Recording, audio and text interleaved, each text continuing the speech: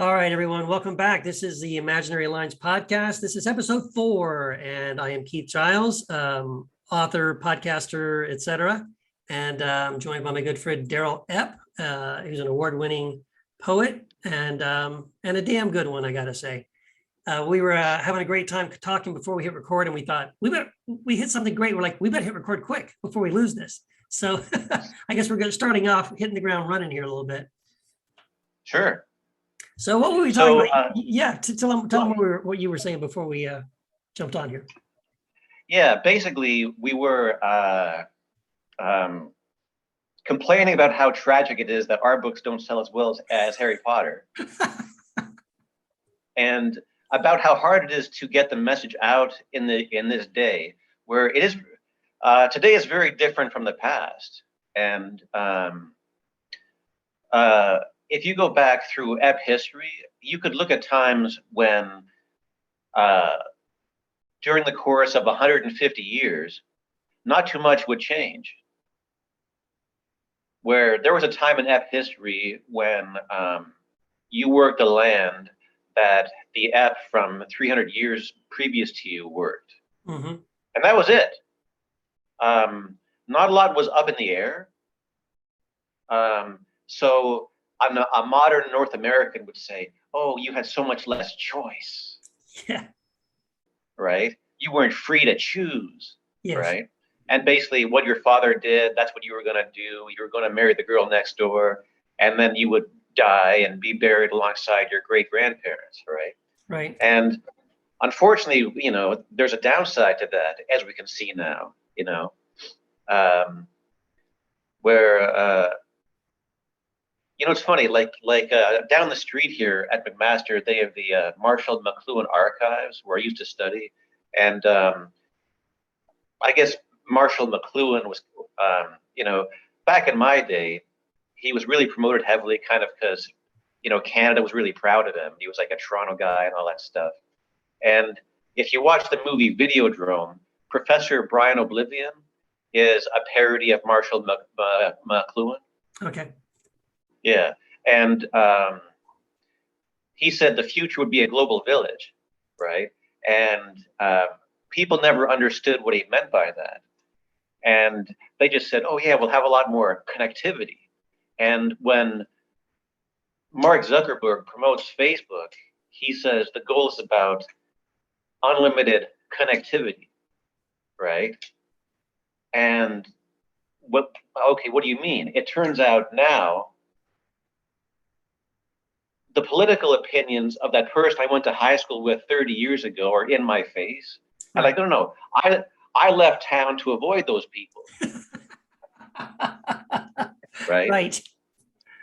Being exposed to the political views of the people I went to high school with is not a plus. Right. I'd pay money to avoid that. Right. I'm like, where's the button to get less connectivity in my life? Right? Exactly. So basically what people don't realize when Marshall McLuhan said the future will be a global village, it's like, have you ever been to a village? It sucks. And in a village, people are snoopy and nosy and in everyone's business. That's right. Yeah. See, that's the whole thing. Everyone always says in a small town, everybody knows everybody's business. That's right. Right. And they're also and they're always gossiping about what the neighbors are up to, and it's really horrible. And that's why people would leave the village and go to the big city, right? Right. To possibly be left alone for 10 minutes, right? Mm-hmm. So in McLuhan's global village, this natural urge humans have to make themselves feel good by gossiping about the neighbors and judging others is amplified to infinity with this new technology. Yes. And it's like, oh, I'm not sure that's what our brains evolved for, right? Like the anonymity of the internet combined with our love of gossiping, where you can just tweet out something hurtful and then run away. Yes. It's like, come back here, say it to my face, let's have a fight. Yes. Right? That'd be much better, right? Yes. So now we're in this global village, and like I was saying, the novelist Umberto Eco was recently complaining that there used to be a drunk guy at a bar who had these theories, conspiracy theories about the world's complex problems has these simple solutions, and I've cracked the code, right? Yeah. And it used to be that was just one drunk guy at a bar, and that was it. But now that guy can have a platform of millions due to these changes in technology, where every voice now is equal and everyone is an expert. They've all done their own research. Yes, on YouTube. And see, this is the problem too. We were saying that the problem is not only does that crackpot guy at the end of the bar all of a sudden now have a platform. The truth is he probably has a bigger platform than people like you and me, because the kind of stuff like YouTube on purpose will they've tweaked their algorithms such that, if you've clicked on a couple of YouTube like UFO conspiracy videos, that's all you're going to get from now on is suggested, that's what's going to pop up in your feed, or, whatever, right? So any little thing you were mildly curious about that you clicked on at one point, pretty soon that's the only thing you're going to be served up, because those things get more clicks. And so this wacko guy at the end of the bar now has a platform. He's got probably a couple of million, or 100,000 to a million hits every time he makes a stupid video on his YouTube channel about something ridiculous, but he's getting sent all these, viewers, because there's an algorithm that's been optimized to do that, to sort of help promote these kind of sensational things. And it makes it really hard to break through the noise. Yeah. First off, it's not, you can kind of understand why some things are more popular than others. Like,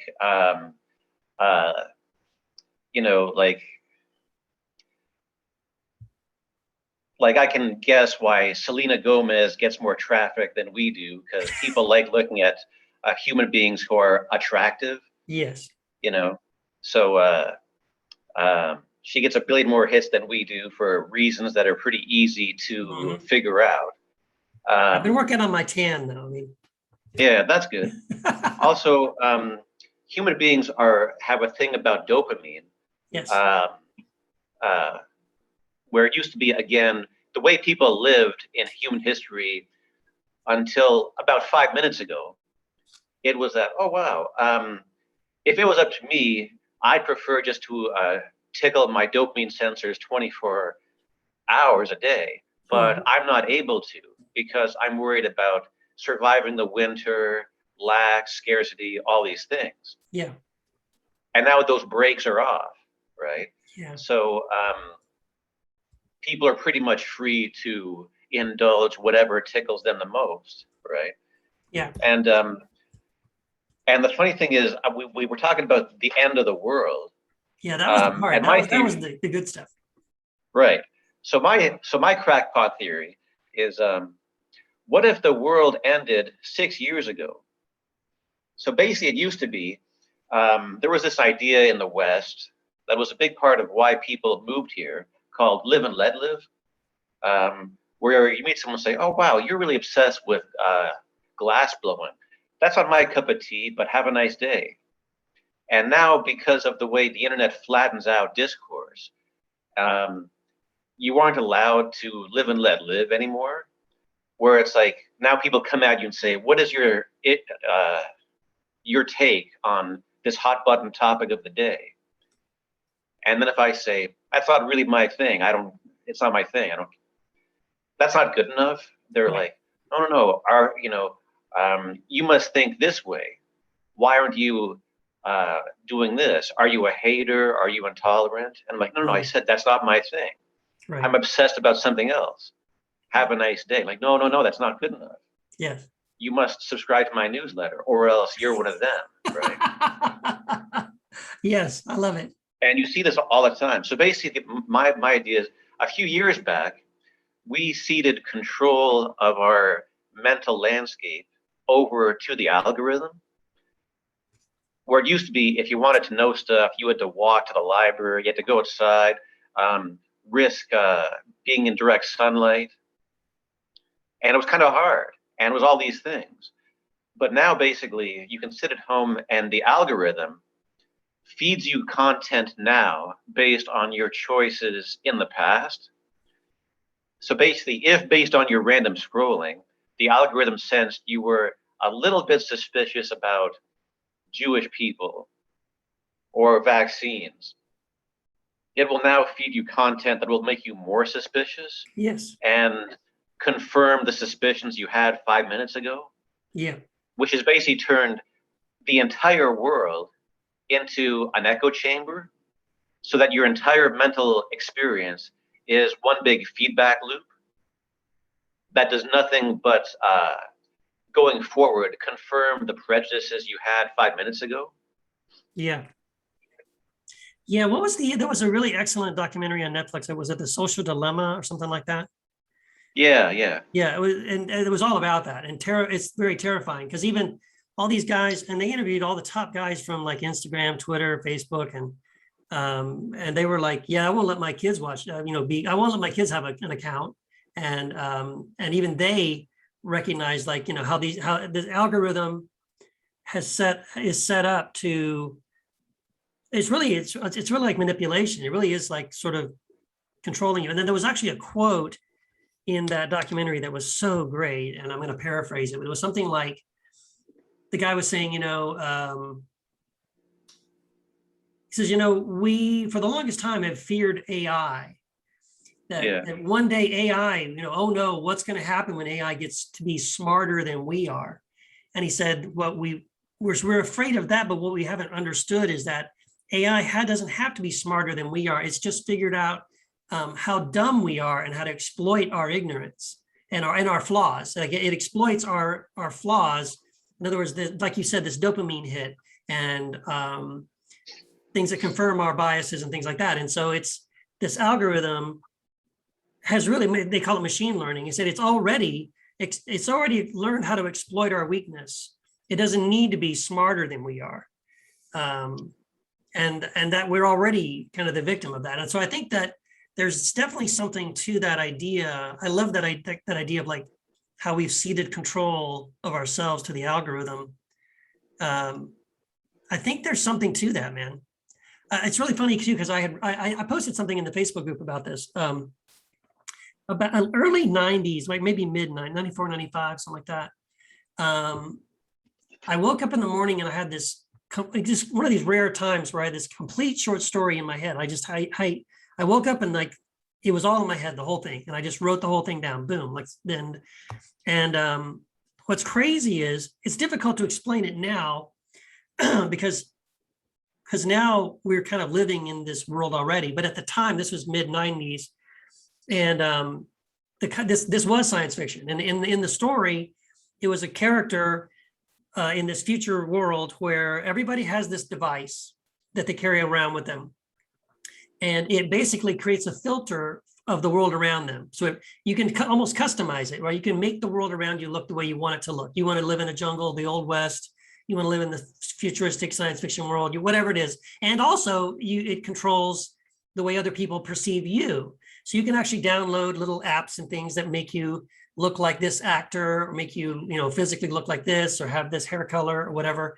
And everyone's downloading apps always to change alter their appearance to the people around them. So basically, no one perceives reality as it really is. These devices filter all of that out and allow you to control all that. But it also prevents you from actually recognizing reality. So in the story, this random guy is just, or character is walking down the street, and there's a woman's body laying on the sidewalk. But she looks beautiful. She looks great. She's just like she's sleeping there or something, but she's in an odd angle. And he can't wake her up, and everyone else is just walking around.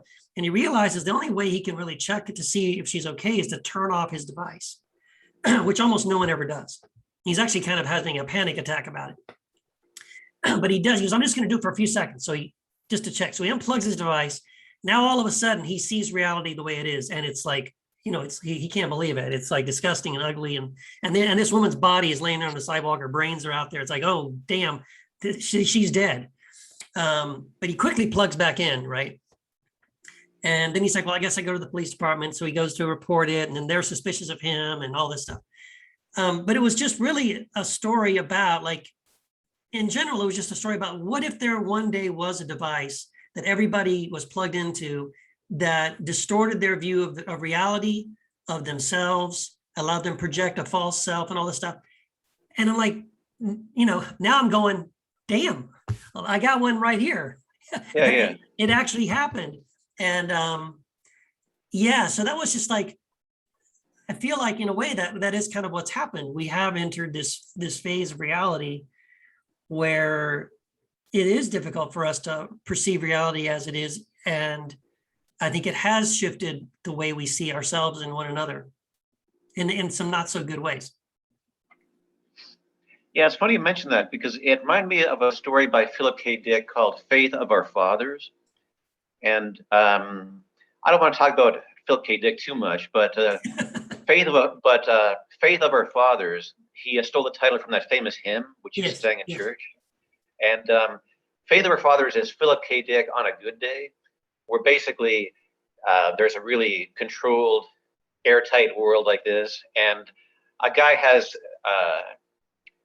this psychedelic trip that's really scary, and then at the end, it basically the payoff's like, oh wow, I thought I was losing it and becoming out of step with reality by having this trip, but it turns out I'm the sane one and everyone else was tripping. Yeah. Right. It's just like my weekly dose ran out, so I saw the way things really are, and everybody else who was having their regular dose, they're like, oh, what's your deal? Right. And that's a very old idea, in like mystic or spiritual thought, where they basically said that the world's crazy, so that if you actually try to get in touch with reality by being a hermit, being a mystical person, whatever, normals will think you're insane. And like, how do you handle that, right? Right. So it is kind of funny. Like, obviously, human history has always had this problem where how do you avoid the tyranny of the majority, right? Right. And up until the internet, you could kind of squeak by. But now, because of the internet, this moronic majority just will not leave you alone for 5 minutes.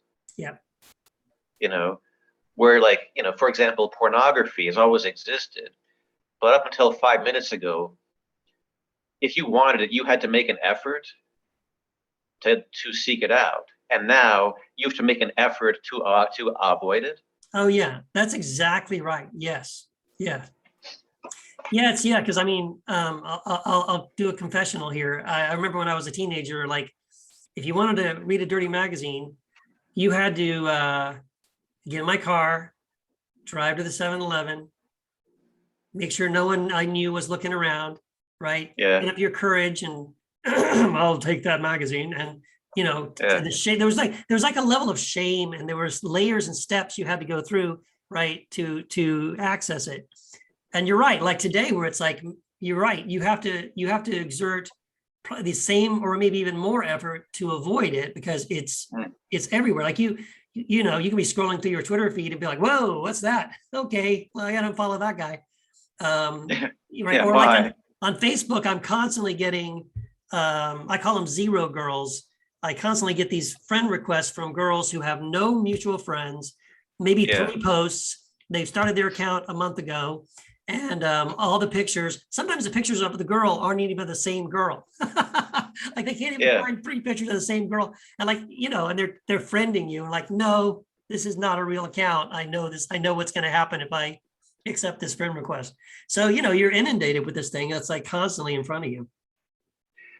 Yeah, and what you were saying about the adventure you would have to go on to get your dirty magazines and the courage it took, that actually made it exciting. Like, right. Like, that was kind of what gave you the charge. Yeah. Right. Yeah. And the big payoff was you got this excitement. But now, when a young person, if he actually encountered a lady in the wild, right, by the time he had got to that point, if he's already watched 10,000 hours of porn that is a million times more nuts than you could ever imagine in the 70s, right, he's not able to respond to it, because he's like, well, why isn't there 12 of them? Why isn't there, a dungeon? Why isn't there this? Why isn't there that? Right. Yeah. Yeah. And it's kind of funny. Do you know how Jesus said, if you think about adultery, that's just as bad a sin as adultery? And everyone's like, well, that makes no sense. Obviously, thinking about killing you isn't as bad as actually killing you. Yeah, I like, would agree. you know, yeah, like, what are you talking about? And actually, what he meant is that Jesus knew about the existence of mirror neurons, which we have just found out about, like mirror, mirror. And it turns out with what we know, because of mirror neurons, it turns out that the same neural pathways are mined and excavated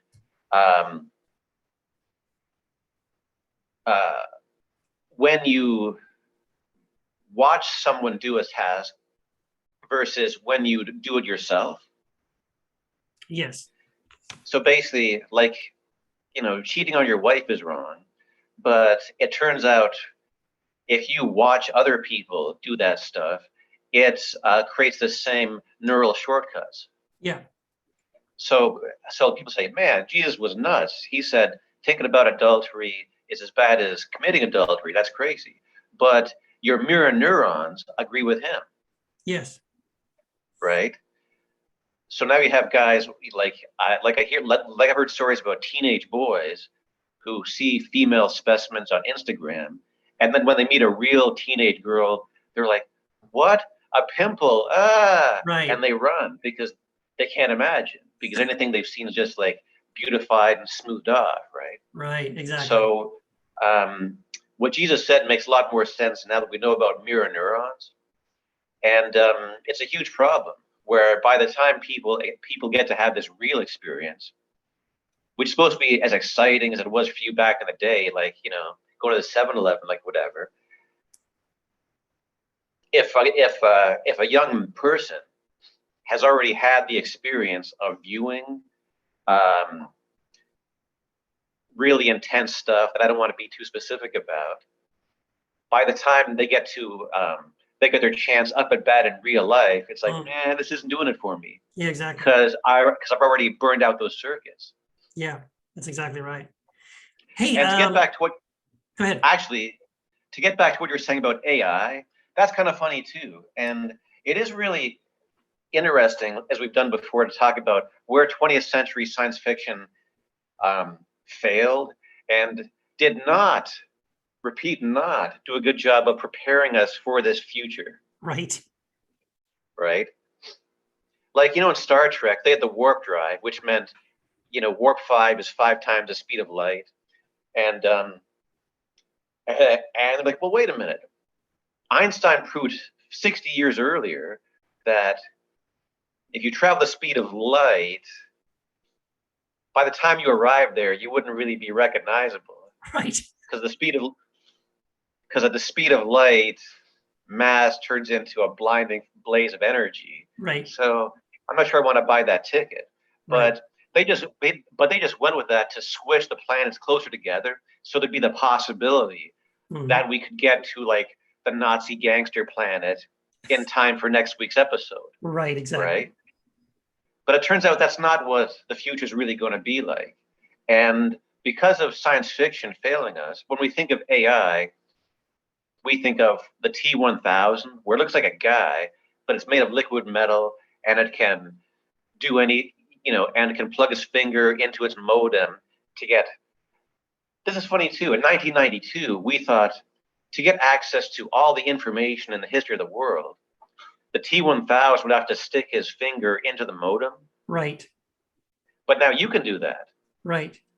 And nobody cares. That's not exciting, right? Yeah, exactly. But you can do what the T-1000 did, like right now, like all day long. Yes. Right? So basically we thought, oh, wow, AI, scary. What if it's like the T-1000 with those razor blade fingers and stuff, right? But AI doesn't have to be that good to take us over. Right. Right?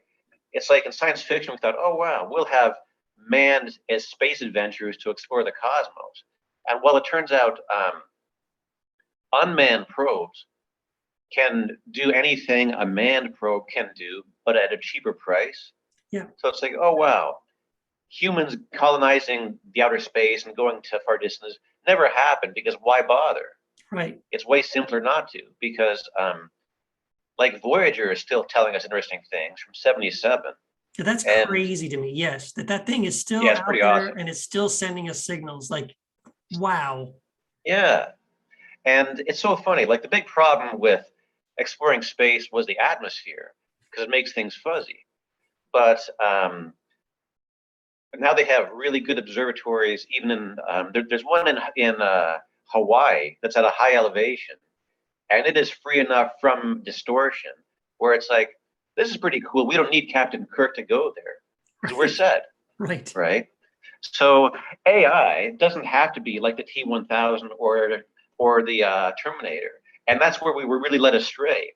And I always thought people talked about I was abducted and anally probed by a UFO.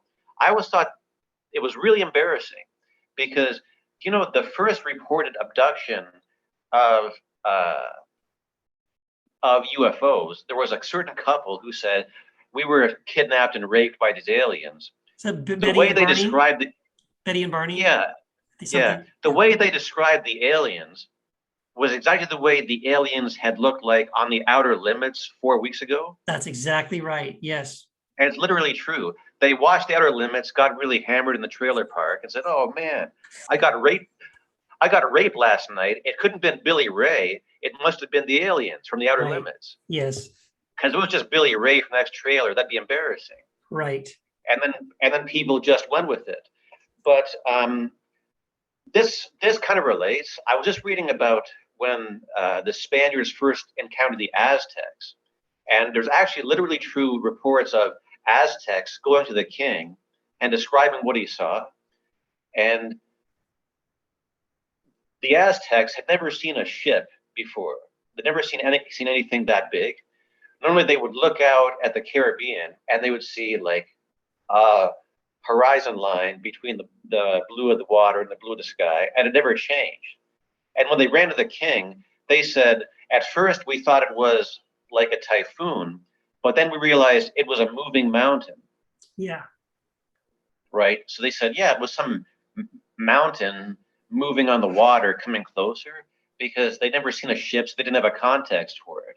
Right. Which makes the alien thing look so silly because if there were aliens, it would be like, when you step on an anthill, what do the aliens think about you? It would be like that. Right. Where it wouldn't be like in the day the Earth stood still, where the guy, talks with an English accent, so he's classy. Yes. And he looks just like you, except he's wearing like a Bee Gees style, disco suit, Yes. right? Actual alien contact would be something you would have no frame of reference for. That's exactly right. And also, there was an actual explorer who sailed up the Amazon, and he described cities there. And then 30 years later, his people from the same country went and said, "We saw no cities." This guy would have been lying. But now we know that these huge cities in the Amazon were wiped out by germs. Yes. That the Spaniards brought. Yes. And there was no record of them. There was no contact. It was just germs. So what if alien contact wasn't like in the classic science fiction, but what if they just killed us all off by germs before we knew what was happening? Yeah. See, this whole thing is really fascinating to me. This and I, not in this episode, but in a future episode, I definitely want to talk about like two of my favorite films that deal with this, and actually both of them are based on books that are also or stories that are really follow this idea. So there's a guy named Stanislaw Lem who's Yep. kind of the Soviet or Polish version of Philip K. Dick. He wrote a book called Solaris, which the book is amazing, and the film by Andrei Tarkovsky, one of my favorite film directors, it follows a similar theme, and it's basically playing with this idea of, and I think it's dead on, that if we actually met a truly alien life form, we would have absolutely no ability to communicate with that life form if it was truly an alien life form, because all of our language, even our mathematics, are based on certain assumptions that are embedded in the sort of human earthly experience. And and it would just be almost impossible. And if you want proof of that, here's just like a simple thing to say, like, dolphins are mammals. They're even the same, species. We're mammals, and they're another mammal, and they're really intelligent. And we have no possible way. We can't even say hello to them, or like have any basic conversation. Hello, how are you? What's your name? And we can't do this with whales or octopus or all kinds of other things on our own planet that are really intelligent, but would be, a correlation to a truly alien life form. Intelligent, there they are, but we can't talk to them. We have no way of communicating to them.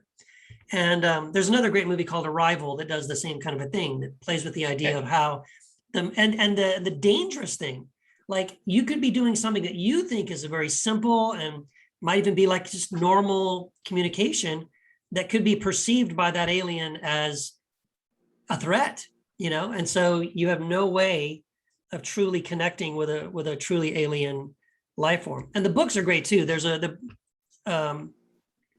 Tarkovsky film called Stalker. It's based on a book called The Roadside Picnic, which is great too. It's a great novel. And in that novel, the premise is kind of funny in some ways, but it's also kind of talking about the same kind of thing we're discussing here. In the book, basically what happens is, it's called Roadside Picnic because these higher intelligent, highly advanced aliens basically land on Earth at different spots around the Earth and basically have a picnic. They pull off to the side of the road, and Earth is like a rest area on their way to where they're really going. So they stop, they land, they get out, they have a picnic, whatever, and they leave their trash around.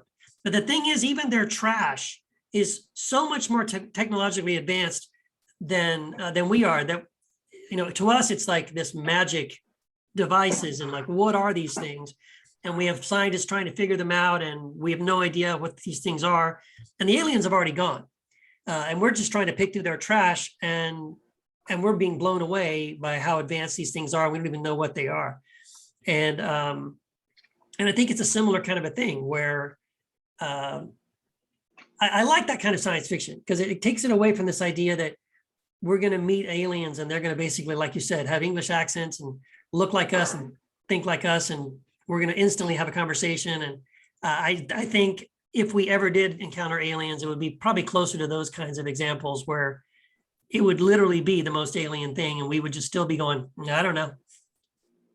Yeah, I thought the movie Arrival was pretty good. Like, I did like the idea about it's a humans meeting aliens movie, and they recognize that we have to spend the majority of the screen time dealing with the language barrier. Right. And then how the whole movie comes down to, are they trying to say they want to murder us with weapons, or are they trying to say we want to bless you with tools? Yes. Yes. And because it's we have a sentence, but we don't know. There's different ways to interpret it, right? It can be taken either way. Yeah, and it's funny. It's like, once you get close to middle age, you spend a lot of your day saying, what was that? What? And once you're in your 40s and 50s, it gets a lot harder to process conversations in restaurants. Yes. Because of all the background noise, right? Yeah. And there are all sorts of times where, because I have this thing where, well, when I was young, I had a serious speech impediment, and now as an adult, one of the holdovers from that is people often think I'm being sarcastic when I'm not, because to control my voice, it comes out as a monotone. Uh-huh. So there have been times when people have said something to me about, there was a death in the family, and I said, good Lord, that sounds horrible. And then they'd think, are you being sarcastic? And I'm thinking, what? I'm never sarcastic. I hate sarcasm. Well, why would you say that? But it just comes out that way. Yeah. So it's like, this is something that happens every day. And yet we're supposed to have a story where, like, the aliens landed, but don't worry, they brought the universal translator. It just makes the story move along a lot faster, right? Yeah, you're like, come on, we don't have Let's just time get- for this, you know? Let's get to the good stuff. Yes. Yeah. And back to the thing about the algorithm, one thing that's kind of interesting about how it is sad to think about how if the science fiction of the 1950s had been preparing us for life in 2021, that'd be great. But instead, they totally gave us a bum steer and steered us in the wrong direction, right? Right. And this is why, like I say, like people still read Isaiah and Homer today because we like to think things have changed, but they haven't changed. Nothing ever changes. Right. People are still fearful and venal, and that's my prediction. 50 years from now, people will still be venal and fearful. Mm-hmm. So it's like, for example, Steve Jobs was what's the word for it? A horrible human being. Yeah. In all kinds of ways, a Yes. horrible human being. And he said he didn't allow his children to use the products he made based on, and he was a smart guy, and he knew about neuroplasticity, right? Mm-hmm. Where, it's like the old joke where if you want to learn a foreign language, the most important thing is do it before you're 10. Yeah. Right. And if you just know someone who, as an adult, actually masters a foreign language, that's actually really impressive intelligence, because you have most neuroplasticity before you're 10. So like when you're 8, you can do anything. You can learn 3 or 4 languages. But now it's pretty much impossible for you because those cells have differentiated roles. Yeah. So if you take someone and with that neuroplasticity and give them Apple products, Steve Jobs would be like, oh, wait, that's child abuse, right? Yeah. But now because everybody does it and it's cheaper than hiring a babysitter, Yes. everyone's like, that's not child abuse, that's normal. And no, Steve Jobs didn't think it was normal. So here's a human, not even an alien, or a supervillain like Luthor, who's basically, where you look at him like, oh, you think addiction is okay for other people's kids, but it's not good for your own kids. Yes. You're a horrible person. Right. Right. And Yeah. now it's too late. And Yeah. now it's all over. Yeah, exactly. Yeah. Putting that genie back in the bottle, I can't see that happening. Yeah. Yeah. And like going back to that story I was talking about, the short story I wrote, the short story doesn't have an ending, but later on I went and tried to turn it into like a longer, like a graphic novel. And so I tried to like, how would this resolve? How would this end? And the only way I could think of to sort of like come up with sort of a happy ending for this world where people were enslaved to these devices and incapable of relating to each other just as human beings to human beings, apart from this device and these filters and stuff, was for the main character to figure out a way to set off an EMP bomb in the middle of New York City and basically kill everybody's device. So like, everyone wakes up and none of the devices work and they're forced to, that was sort of my solution. Although I realized in reality, that would actually just be, that would be the beginning of a horror film, because now you've got a city full of people who have no grid at all for how to relate to other human beings. And they would probably end up, who knows, like freaking out. They might kill each other. They might, who create panic, so it's almost like, yeah, you try to apply that to where we are today. Like how do we put it? We can't put it back in the put the genie back in the bottle. But, I was thinking too, like how many times I've seen people post on Facebook or Instagram or Twitter, something like, hey, everybody, I'm taking an internet fast or a Facebook fast. I'm going to be off for 30 days. I'm going to turn off my Facebook or, delete my app or whatever. And the people are doing this, they're sort of like taking vacations from social media so that they can sort of like reconnect with their soul and, rediscover their humanity and go outside and look at the trees and breathe the fresh air. And look, I have kids. And my wife. Yeah, I remember you. What are they doing here? But it's like, why do we have to do that? And then it's like, but we're at a place now where we have to sort of people sometimes for their emotional and psychological and spiritual well-being have to make a conscious decision to unplug and step away to do that. And then it's almost like, yeah, that's like the best we can come up with. Well, it's funny. Like, in terms of finding a happy ending to your science fiction story, first off, in Brave New World, the happy ending is that people who don't want to be drug addicted and sex addicted and dopamine addicted 24 hours a day, they call those kind of people savages. That's right. And they put them in reservations. That's right. Right. And actually, you mentioned the EMP bomb. I'm actually kind of really interested in the things that happened in Northern Europe and England after the quote-unquote fall of the Roman Empire. And there's a phrase called the Dark Ages, which people don't use too much anymore. And then it used to be people said, oh, yeah, there was the Roman Empire and there was the Renaissance. And between that was a century called the Dark Ages. And it turns out the Dark Ages never existed. They didn't. And the Dark Ages were not dark. And basically, there are things you can look at, like the Book of Kells or like Ely Cathedral. And you look at these two things and say, wait a minute, this is the greatest thing the human race ever did. And they did this in the Dark Ages? What the hell are you talking about? Right. And it turns out the phrase the Dark Ages was invented by historians out of anti-Christian bias. Yeah. Where there was all kinds of great things going on in the Dark Ages. But they found the Renaissance and the Roman Empire a lot of fun to write about. So they said it was dark. Plus, there was a period in this time when the written records didn't really survive too well. Right. So basically that makes the historian's job a lot harder. It's like in the 1800s when people called Africa the Dark Continent, they didn't mean it wasn't sunny. They meant there were blank spots on the map we didn't know about. Exactly. So basically it was really hard for historians to talk about this period because there were blanks.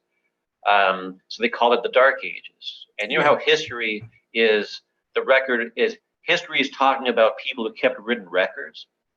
That's what it is. And when you're studying people who didn't keep good written records, that's called anthropology.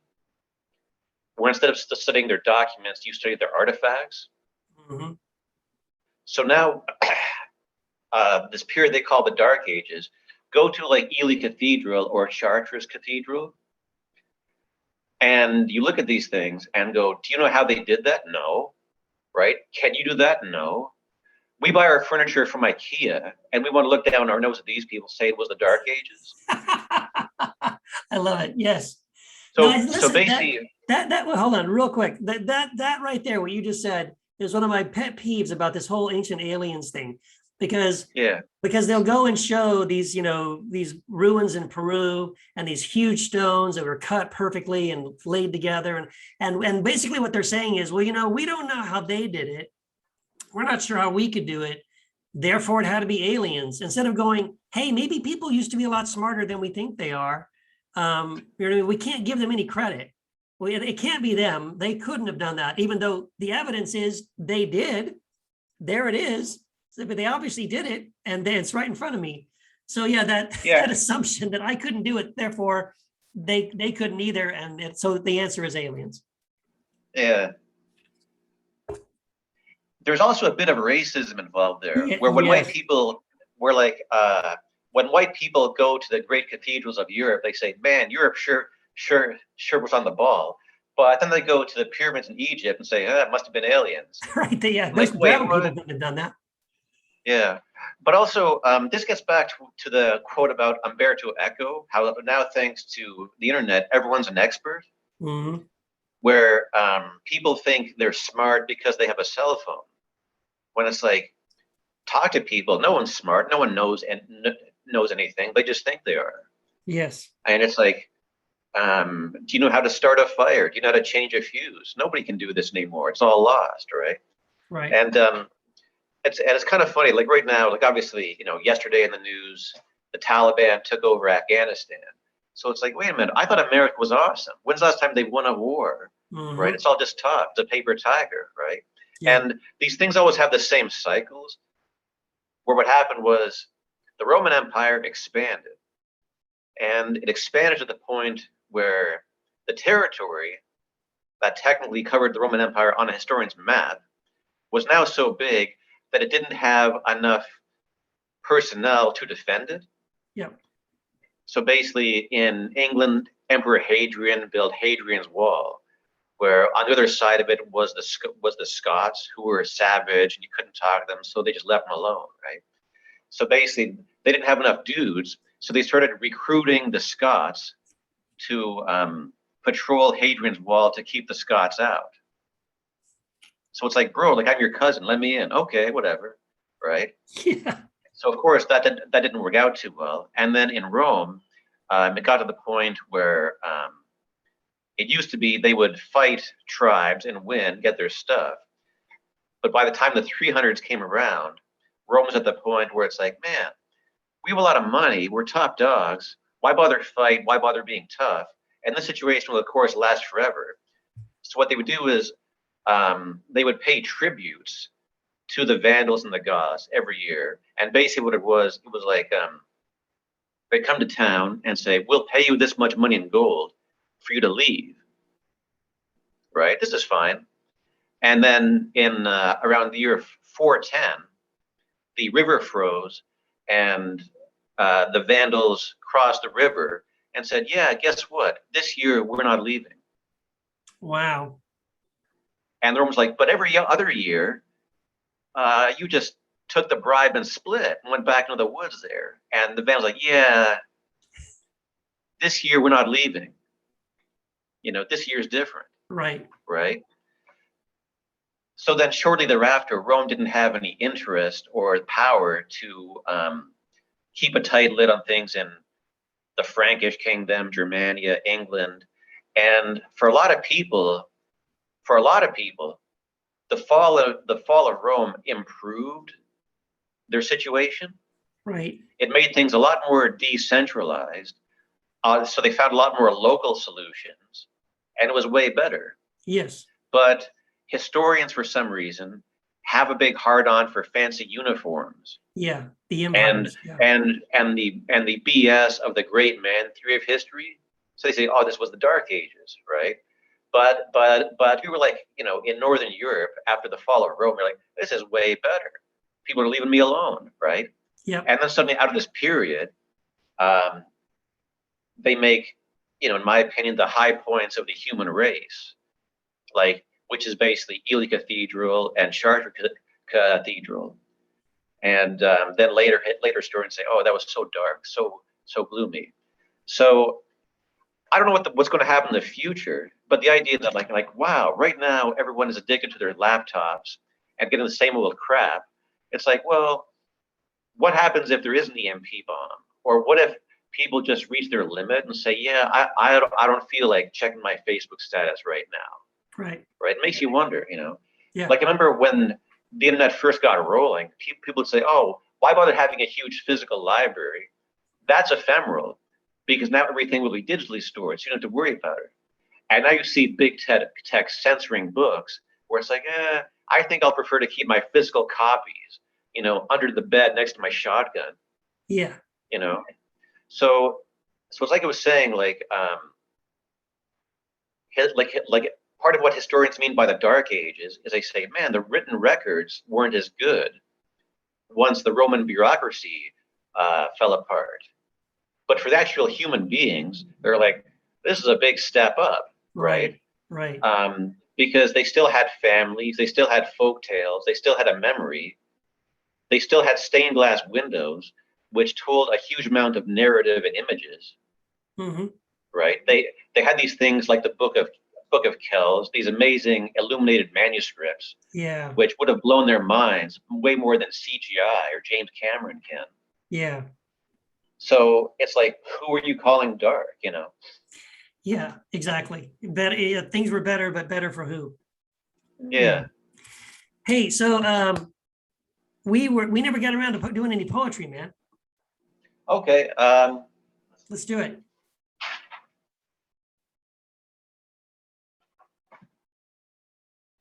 So here's a poem called Clouds Over Buffalo. Clouds over Buffalo. Inflation doesn't pinch so hard if you're a billionaire, but that's a mighty small rowboat, Elon. Any news on that Plan B Captain America promised us? They planted a plaque on the moon, braggart Americans, and forgot to mention Dorothy, growing beans out of a crack in the pavement. I think the Klingons would like to know about that. What a lot of work it is to ignore our neighbor in the elevator. We grab hold of each other's secret places, but still drop the key, lose the melody. That's all Lord Chaos needs. An atom's-wide crack in the sky, and he's halfway there. Vader's TIE fighter was standing room only. At least our HD TV offered crystal clarity, and the eyelids flicker before the flood washed away our cloud-piercing sand castles. You could even count the pores on the face of the man in the moon, the pimples on the ass of the body politic. That's how clear it was. When I was a kid, a single cloud over Buffalo could scramble the image right in the middle of a car chase. Undress me and look, some scars never heal. That sounds like one of your poems. That's me. That's what I thought. Yeah. That's a great one. Oh my gosh. I really like that. I like the juxtaposition of the growing beans and from a crack in the sidewalk, and then the sort of the crack in the sky is all the, what was it? What's the line? The crack in the sky is all he needs, and he's halfway there. Yeah, yeah. I love that. Yeah, it's kind of funny how it worked out where when I was starting to be a writer, I thought, I'm a hip, edgy punk, I'm on the cutting edge, and I don't want to write poems about flowers, right? And now that this time has gone by, people are like, oh, wow, Darrell, you should be using your talent to talk about the hot button, cutting edge issues of the moment. Right. And I'm sitting there going, no, I want to write poems about flowers. Right.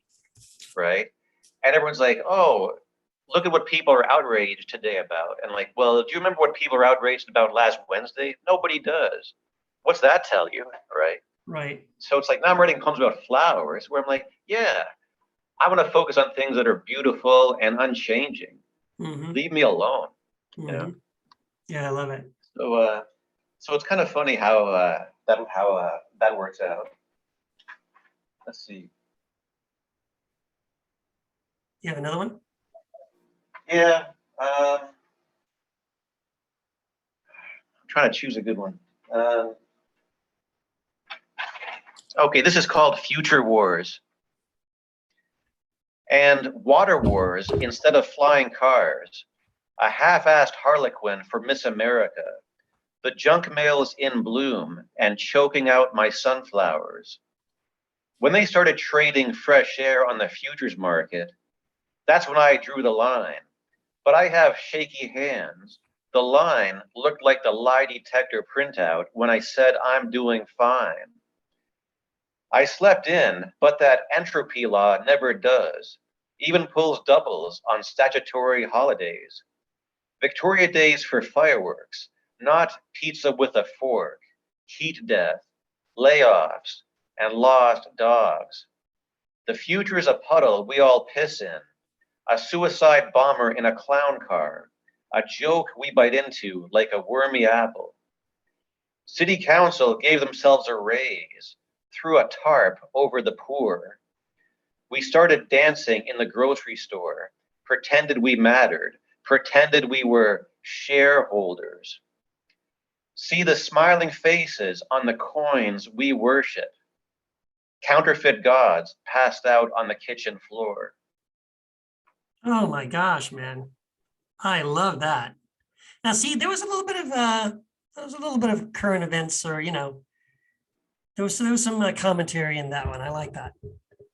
It's kind of funny. Like when I first started, I was writing poems about myself, my life, but I wanted to write about something else, and I found uh, other concerns I had, like the history of my hometown of Hamilton, different things like that. And now it's like I do find some current events creeping in there, and it's always a battle to sort of touch a point without being corny or possibly being dated. And if you look at Dante's Inferno, um, there's all sorts of bits in there where he's actually making references to people he knew personally and politicians of his day. Yes. And if you got a PhD in Italian literature and learned the language and figured all that out, more power to you. That might be fun, whatever. But you don't have to. Right. Because there are nerds who will be like, footnote 77. This is actually he's actually making a reference to Tom, right? And Tom did this, right? Right. And then most people are like, yeah, I don't care. Right. Right? Because they just read the Divine Comedy and say, wow, this guy's obviously skilled. He's talking about love and loss and these universal things, and trying to move from the carnal and the trivial towards the eternal and the sacred. Sign me up, right? Yeah. So the fact that when he was doing it, very much on his mind was satirizing dudes he knew who had pissed him off. Right. Right. And now that's all kind of baked in and is kind of cool, but it's the beauty that carries the freight and the beauty that matters. Yeah. So,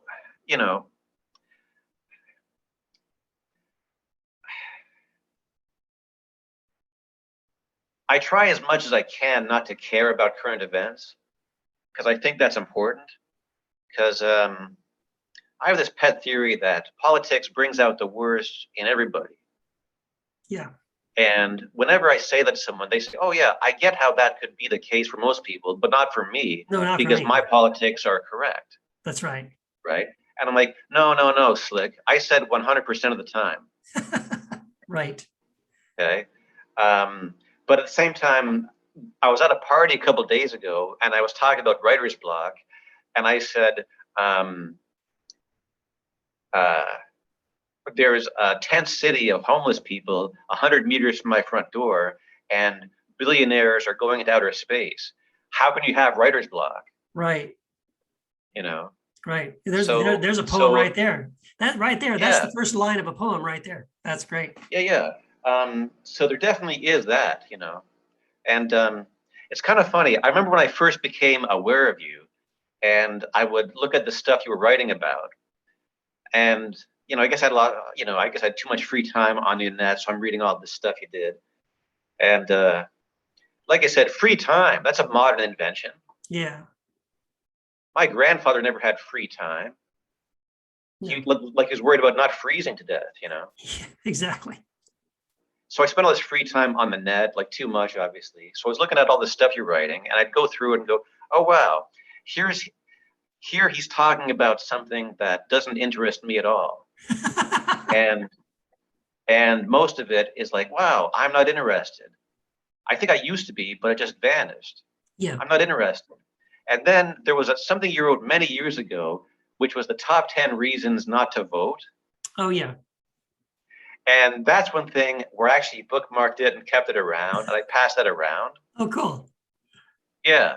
And it was so funny seeing that, because I'm like reading this, and first off, I read it and thought, well, yeah, of course. And then I thought, how could anybody disagree with this, right? Right. And then my third thought was, people are still voting? What? People still do that? Is this even necessary? Does Keith even need to write about this? Yeah. What are they, suckers? Yeah. you know, and it's so crazy. And like I recently met a guy who I thought was pretty cool, and then after meeting him for a while, he said he'd never voted. I'm like, man, I used to think this guy was cool, but now I think he's super cool. Yeah. You know, and first off, like, there's obviously good like religious reasons not to vote. You know, Right. but I mean, but even if you weren't a Christian, it's like, well, why would you want to feel like a sucker? Like, you've done this before, didn't you know? Yeah. It's like a rigged game at the carnival. It absolutely is. Yeah. And I think you're right about that. Like I think I remember that article.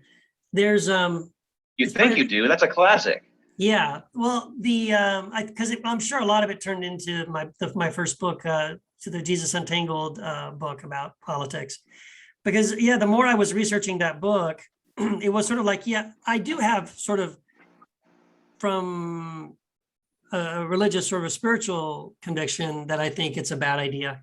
But even like you said, even if you're not a follower of Jesus, that's not how you identify yourself.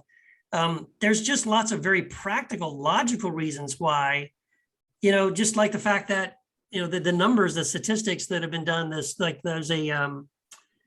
there's a survey that had been done, not a survey, a study that had been done, I think by Harvard over a 20-year period, and determined that the will of the people had a near zero impact on how Congress voted on a particular issue. Meaning, if people wanted it or not, it didn't matter. They would, had no impact. And yet, these are the people voting those guys into office and paying taxes, right? And yet their voice means nothing. And so it's like, why are you participating in a system that ignores you, takes your money, does whatever they want with it, ignores you, but then has these elections that really just going through the motions? It doesn't really matter what you want. They don't care. They're going to do whatever. And then the big shocker was in the study, not only did the average voters, opinion about something have no impact at all on how Congress voted on something, even though they're paying, all the taxes. There was a group that did have a tremendous impact on how those congressmen and senators voted, and they were the people that paid no taxes at all. And those were the corporations and the billionaires and people like that who were lobbying and stuff. And so to me, that right there, just look at that. And when you see a system that's set up like that, how can you justify participating in that system? I know people that don't just participate. I don't mean just like, oh, it was time to go vote, I'm going to vote. I mean, people that are like, they're living their lives. They're determining, which family members are not welcome at the Thanksgiving dinner based on whether you agree or don't agree with this political system, when it's all BS. It's not even built for you. It doesn't care about you at all. And yet you're alienating your best friends and your family members over this stuff. It's really stupid to me. It's funny. I feel like there are times in this podcast when our Nielsen rating starts to get a bit of a tingle, and then suddenly we just kind of sabotage it. I'm sure we just did. Yeah. So I'm not sure if other people have scripts for podcasts, because it's like we'll be close to getting our finger on the pulse of pop culture, and then suddenly I'll be like, what about Edward G. Robinson? That's a good way to corner the youth vote right now, right? That's right. The kids. And I realized, like, voters are like cult members. So obviously it's hard to talk about this without getting offended people, without offending people, right? And causing our Nielsen rating to plummet. But it would actually be cool to add a few more reasons to your list. Yes. Like, because this is something this is something we have in common. First off, you know the great French novelist Louis Ferdinand Céline? He said, "I've never voted in my life. It was obvious to me as a child that the majority is always wrong." Yeah. And have you not noticed that, right? Right. And have you not noticed that voting has certain dire implications for minority groups? Right.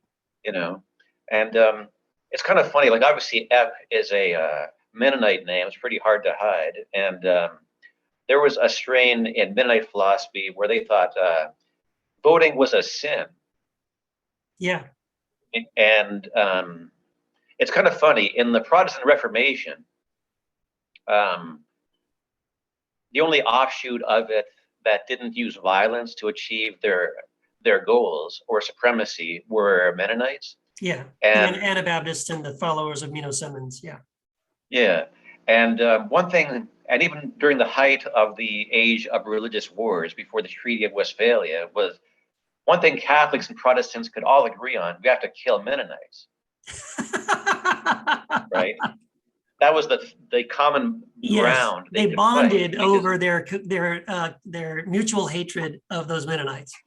Yeah, because basically Mennonites said, don't pay taxes and don't join the army, which of course meant treason, right? Mm-hmm. And this kind of gets back to like the Bible, where it's like Christians weren't persecuted because of their theology; they were persecuted because of treason.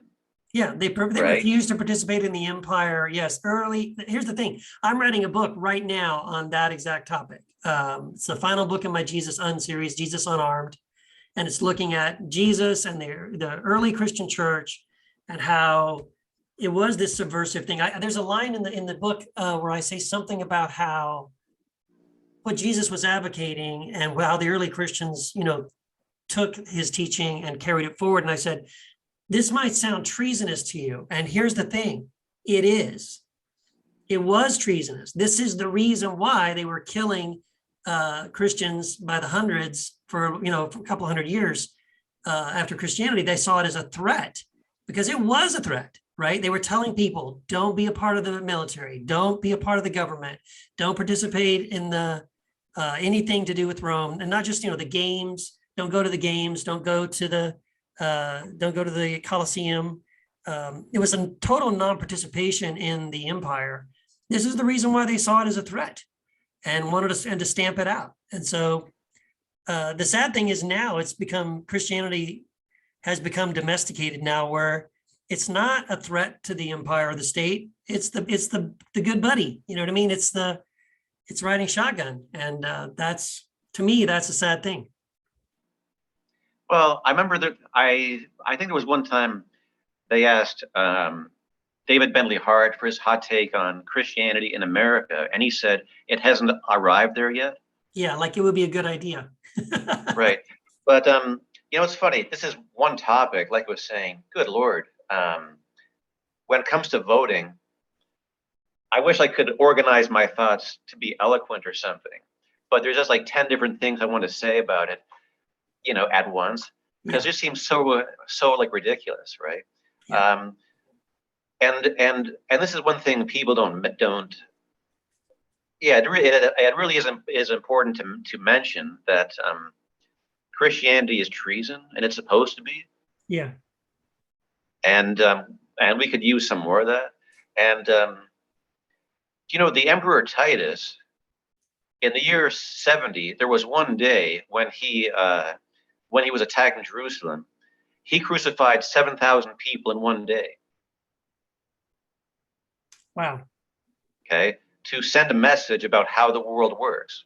Mm-hmm. Okay. Yep. Now, if the Christians had said, "We over here debating the 5 points of Calvinism's tulip," right? He would have said, "Who cares? Have a nice day." Yeah. But Titus, he crucified 7,000 dudes in one morning to send a signal about how reality works. And the Christians were saying, yeah, that's cool, but we're not impressed. Right. Right? That's treason. Yeah. So Titus is like, hey, hello, wake up and smell the coffee. I just crucified 7,000 dudes. This is how the game is played. And then the Christians were like, yeah, you're just some guy to us. Right? Yeah. Right? And if the Christians had just stuck to debating theology, why bother crucifying them? Doesn't make any sense, right? Exactly. It's like a knitting club. Yeah, exactly. Titus didn't crucify them because he disagreed with tulip. Yeah. Yeah. And then basically in the Mennonite philosophy, there was this idea that voting was a sin because basically Mennonites said, you know, what if Jesus wasn't kidding? What if it wasn't hyperbole, right? Mm-hmm. And the funny thing is about how you can go to a church for a long time these days, I gather, I wouldn't know, and not hear about Jesus. Right. Right. Yes. It's people do it, right? No, yeah, And exactly right. and if actually you read the words of Jesus, it's kind of a tricky business, right? So basically, the Mennonites were like, "What if Jesus wasn't kidding?" And it's funny, like, you know, there are times Jesus used hyperbole. So it's like, well, when was he using hyperbole and when wasn't he, right? Right. It's like he was using hyperbole when he was talking about the stuff that I don't like, you know. Right. That's how I know, right? Right. So basically, Jesus said violence isn't cool. Like pretty much, what's the word? 0% of the time, right? Exactly. So basically, Mennonites said voting is a form of violence because you're using force to impose your idea of how things should be onto the other. Right. So they said that's what voting is. That's a sin. The end. Yeah. You know. Yeah. Exactly. Boy, we're going to be super popular after this episode. I can tell. Yeah. Well, yeah. That's fine. I don't care. I'm in a beautiful situation where I don't have to care about that. This podcast is really, I don't even really care if anyone watches it. I just don't enjoy sitting and talking with you, Darrell, and having these conversations. This to me is, I get to do this. And if people want to, eavesdrop, that's great with me. Also, voting seems to imply a certain failure of imagination. Like, if you say we can't use violence, we can't use voting, it actually forces you to be a bit more creative. That's right. So, for example, when Canada went to World War II, one day the state knocks at my family's door, says, "Okay, you got to go to war," and they're like, "No, we can't do that, right? We're grateful that Canada took us in, but we don't do that, right?" So basically, Canada said, "Okay, well, if you won't do that, for as long as we're at war, you are our slaves. You have to do what we say." And then they were like, "That's great, right? We're grateful. Whatever. We'll do anything for you, just not that." Right. So for as long as the war was on, they had to go to northern Manitoba and build roads and chop down trees. Yeah. And do other things, right? And find ways around that, right? Also, voting. It's funny how in America there's two parties, where most countries have like in Canada there's 5, and like in Italy there's dozens or whatever, right? Oh wow. But yeah. Canada has a good 5 right now, I think. And it's so funny when you have a two political parties. That's an ultimatum, and an ultimatum is a fallacy. Yes. Right. Well, in America, we have convinced ourselves that having a third party is death. Like there's no point in it, and it could never work. We just convinced ourselves it could never work. You could never have another party. But you end up though in these boxes. Like I don't know of the people that I know in America who are politically active, and do not everybody, because some people are, they drink the Kool-Aid, but a lot of people, even if they say, well, I vote Republican or I vote Democrat, most of them, when you talk to them, will say, well, yeah, I vote Democrat, but, I don't agree with everything. There's actually some things on the Democrat side, I kind of agree with them on this and this, but I still vote this way because of these issues. Well, and vice versa. And so it's like, almost like no one is 100%, again, unless you're like, we're in a phase right now in America where people are way sold out to like almost like brainwashing at this point, where reality and rationality have gone out the window. But for more rational thinking people, yeah, it's like we have a 2-party system, and you're forced to choose one or the other, even if you don't 100% agree with everything. It's like, well, it's always this every election cycle. It's always the lesser of 2 evils. But the problem is you're still choosing evil. Well, also, did you ever notice how the important things you weren't allowed to vote on, right? Right. Where it's like, you know how like uh, Ron Paul says, "Oh wow, we have a big debt. We should stop. We should cut the debt." And then it's like, "Oh man, you're dreaming. That's not realistic. We have these ABC reasons. We have a 30-year plan to reduce the debt by 1% or something." Sure. But when it comes to war, you get that right away, Exactly. right? Right? And no one ever You can says, have a how are we going to pay for this war? You only have to, that only comes up when it's like, we have a problem with education, or we need to help, build roads or feed people or take care of, the homeless or veterans or whatever. Well, how are you going to pay for that? But when it's like, we're going to go to war, it's like, yeehaw, let's go. Well, it's like no one ever voted to allow Jeff Bezos to destroy the downtown of every city in the hemisphere by ceding all of our retail business to an entity that doesn't pay local property tax.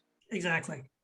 No one voted to affirm that, but you got it, right? And nobody ever said, let's kill our sons in a war, but you get it right away. That's right. Right. And this is kind of funny. This is where like conservatives or whatever the word is kind of have an interesting reassessment going on right now. Where when I was a kid, it used to be that in Canada, we have free healthcare, but we have high taxes. And in America, they don't have healthcare, but they have a lot more freedom, right? So they'd say, oh, in America, you can't have free healthcare because where would the money come from, right? Right. And now it's like, and then people would be like, oh yeah, that's right. Money doesn't grow on trees. We can't do that. But now it is a fact that we know America just found $8 trillion over the past 20 years to spend in Afghanistan. And what value did your neighbors get out of that, right? None. I'll go on a limb and say none at all. If anything, if anything, you suffered negative effects because maybe your kid went over to Afghanistan and got killed. Yeah, but you were told you can't have free healthcare because money doesn't grow on trees. Well, apparently it does. Yes. Right. So it's like the arguments that you would hear about in the 80s or 90s, which made sense back then about different ideas about the size of government or, small government, big government. Now it's like, oh no, we are on Fantasy Island. If your team found $7 trillion to lose in Afghanistan, why can't I have free healthcare? Right. Exactly. It's all, it's all a joke now anyhow. So now all these arguments that you learned in political science at university that made sense, now it's just a joke, Yeah, that's exactly right. And it's like, oh no, maybe if I vote for the right person, that will what? Get me my $7 trillion back from Afghanistan? Right. Right. Probably not. Yeah. Also, it's funny how voting leads to the other sins besides the sin of violence, the sin of pride, where it's funny, when you vote, you're saying that not only do I want to impose my will upon the other, you're saying, I'm so smart, I know how the world should be run. Yeah. And it's like, I have a strawberry patch that's like 1 meter by 3 meters, and I have strong feelings about how that should be run. That's about it. Yeah. Yeah. And, there's been, like, as you were talking about that, sometimes the thing about voting is you do have a very important issue that affects the entire nation, and you do put it up for a vote. And people who don't know really the implications of what it is they're voting for sort of vote on a whim of a feeling in the moment. And they go, yeah, this is bad, or no, we don't like that, so I'm going to vote against that. And then because they voted for it, now it's going to happen. And then it's like, oh, wait a minute, this is actually horrible for almost everybody. But we didn't know that. Like you gave the power to decide to people who really had no ability or power, or they had the power but not the understanding. Like for me, the example is like Brexit. The whole Brexit thing. The more I've seen on that is like, yeah, I get it that most people voted for the Brexit, but on paper, now in reality, economically, it's basically, hey, way to go, everybody! You just tanked our nation because financially, economically, the value of their the pound is dropping. All their trade relations with Europe are in jeopardy. It's going to cost you $50 for an apple, and like, yeah, but yeah, we voted for it, but no one told anybody, by the way, if you vote this direction, here are the implications of it. Like, so those kind of things happen too sometimes. And again, yeah, it's just, it ends up being not a good thing. Like that's what I talked about in my book about how over the track record for politics solving problems is pretty dismal. Like it actually creates more problems and almost never solves anything. Never mind full out war. Right. Like nobody ever votes for war, and war never works, but they just keep on trying it, right? Yeah, it's yeah. And the funny thing about you don't used to be like things like humility was a virtue, and it's not a virtue because you're supposed to think you're a worm. Please don't smite me, like Calvin. The reason there was this philosophy that said you should cultivate humility is because it's true, because it's a way to live in line with reality. Yeah. Where like you are not an expert. So if you go on thinking you are, that'll cause you to trip up. Right. And if you have a more accurate assessment of yourself, that's in your best interest. But because of this hubris of voting, everyone's an expert, right? Right. So what you're saying about everyone gets to vote and everything, regardless of the information the algorithm has fed them. It's like now that we have algorithms, even more so than ever, why would you bother voting? Because by the time I get to the voting booth, the AI has totally prejudiced me where I don't know what I'm talking about. Exactly. Right. It's like, how people talk about they like free markets, right? And they say, do you like free markets, right? And I say, yeah, I like free markets the way I like unicorns, right? I'd like it, but they don't exist. They can never exist. Right. How can you have free markets when there are billionaires who have more power than governments? When individuals who take welfare are shamed for it, but when international companies get subsidies from the government, they're rewarded for it. That's right. That's not a free market, right? Yeah. It's like, how can you have a justice system when the crown attorney and the defense attorney play golf together? Right. And how can you have free and fair elections when we're all morons? Exactly. Yeah. There's a quote. I can't think of the guy's name. He's a super smart guy. He's the guy that took over from Carl Sagan on the Cosmos one. He's like a super smart scientist guy. Anyway, he's got that little phrase about how, there's this effect where people know just enough about something to convince themselves that they're right, but not enough about the topic to know that they're wrong. And I think that's kind of where we live in this world today where people know just enough about a topic to think that they're right, but not enough about it to know that they're wrong. Yeah. And it's funny, like this is kind of, how now people talk, sometimes when they talk about books, they talk about representation. Mm-hmm. And I guess I shouldn't speak about this because I don't even understand what they mean exactly. So I'm kind of out of the loop here. And they say, I want representation, which kind of means I want more characters in my fiction who look like me or something. Right. And I don't want to talk about that specifically, but I think the scary thing is it used to be you went to great art to be challenged and to encounter different ideas and see people who didn't resemble you. Right. To learn something outside. Yeah. Yeah. Like you'd read books about Martians and say, wow, I'm not a Martian, but what would it be like to be on Mars? Right. Or all sorts of great novels involving ethnic groups different from yours. And there is actually now data that shows that reading literary fiction does cause changes in the brain that make you more empathetic to the other. Yeah. Yep. But we say, I want representation. I want more art that reflects me and my biases. That's a problem too, you know? Yeah. One thing that I think is kind of funny, like in school, everyone is forced to read William Shakespeare, and they say he's great. But the joke is, nobody ever hated democracy more than William Shakespeare. And he hated it.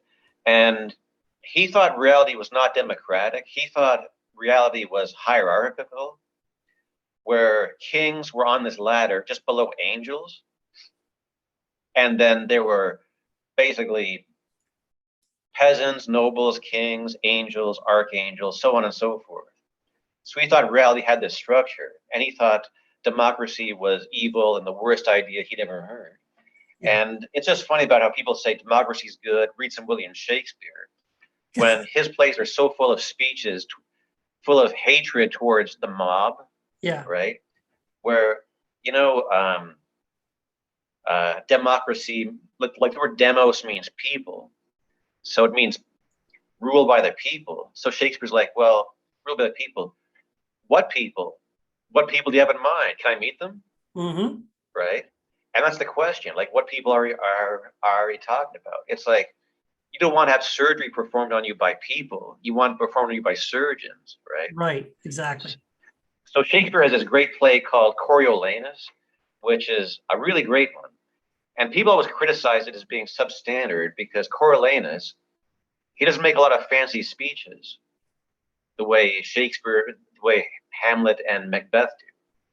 And people said that was a flaw because people read Shakespeare and say, where's those fancy speeches that I can write my essay about, right?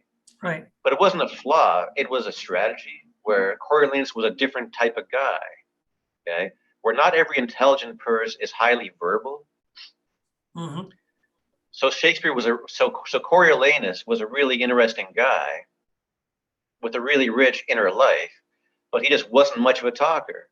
Yeah. Like Dirty Harry. Okay. Right. Okay. There's a lot going on there, but he's just not a talker, right? Right. And now Coriolanus has been really reassessed lately, and basically, there's a lot of good speeches in there about democracy. And basically, Coriolanus says, Coriolanus is a man of action who has a big success militarily, and then is persuaded to go into politics. And the thing that made him admired are a handicap to him in this new realm, where he's an honest and blunt person, and it turns out in politics that's a handicap. Right. So he goes into politics, and he's supposed to be a wheeler dealer, make fences, make these alliances, and he says, "No, I'm in charge because I'm better than you. Look at your resume and look at my resume. I'm better than you. Case closed." Right. And it's like, oh, you can't talk to people like that. You hurt my feelings. So basically, Shakespeare was saying, democracy, wait a minute, rule by the majority. Have you never noticed that the majority of people you've met in your life are morons? Right. Right? Mm-hmm. So that was Shakespeare, but yet people who live in democracies think Shakespeare is their buddy, which is kind of funny. Oh, yeah. Yeah, that is ironic. Well, man, we're over time a little bit here. I've had a great time having our conversation. And as usual, we got to be better about sticking to our schedule. So maybe we'll work on because all these great things we were going to talk about, we never got to, and we'll push those off to the next episode. But this has been great, man. I've enjoyed the conversation. Let's see. Any last minute thoughts? Or do you want to share another poem? Yeah, sure. Also, I'll have to say, my book is out now. It's called Mechanical Monkeys. And yeah, thanks. That's cool. It's my fourth book. It looks like people who read it like it. Yeah. Okay, this is a poem called The Valedictorians. Dorothy had a headache. Now it's gone. I celebrate by watching a scary movie about good versus evil. Satan's been tied up in the church basement. Now he wants out.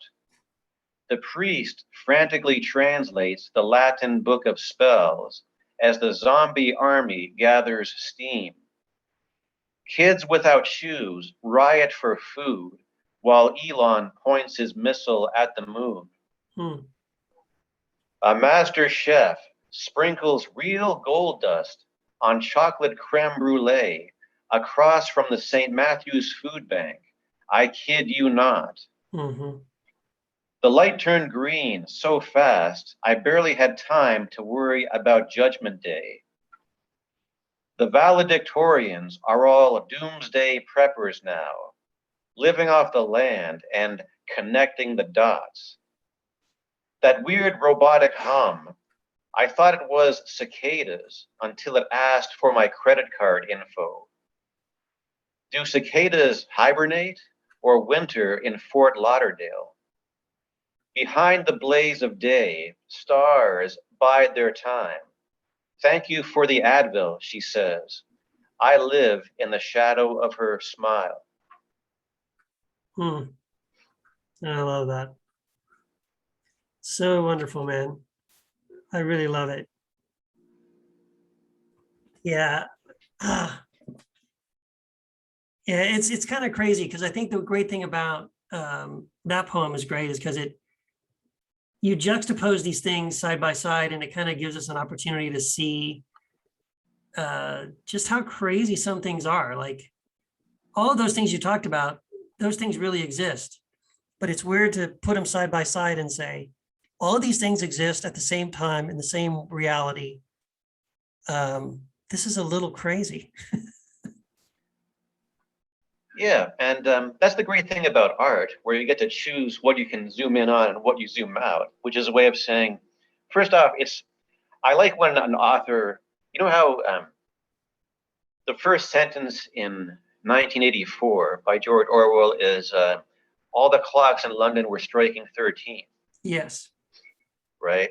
So you can open this up and say, bah, clocks don't strike 13, balderdash, and throw the book away. Or you can also respond to this seduction and say, okay, sign me up, I'll go along for the ride, right? And the opening of a poem or a story is a lot like a seduction that the author wants you'd respond to and allow him to take control. Yeah. It's like Anton Chekhov has a great story called Rothschild's Fiddle, where it starts off by saying, something like nobody had died in the town for several weeks, and it was really starting to piss Ivan off. That's a pretty strange thing to say. Then you find out as it goes along that he's a coffin maker. Right. So life is bad for business. Right. And then you find out more things about him, and the narrative gaps are filled in a really strange way, where you learn things as he does, as his memory comes back to him. But the opening sentence is this invitation, which you can accept or reject. And, basically, when you're in a voice that is that strong, it's basically saying, it's kind of like planting your flag in the sand, saying, this is my story, I'm telling it my way, either buckle up or get out. Yeah.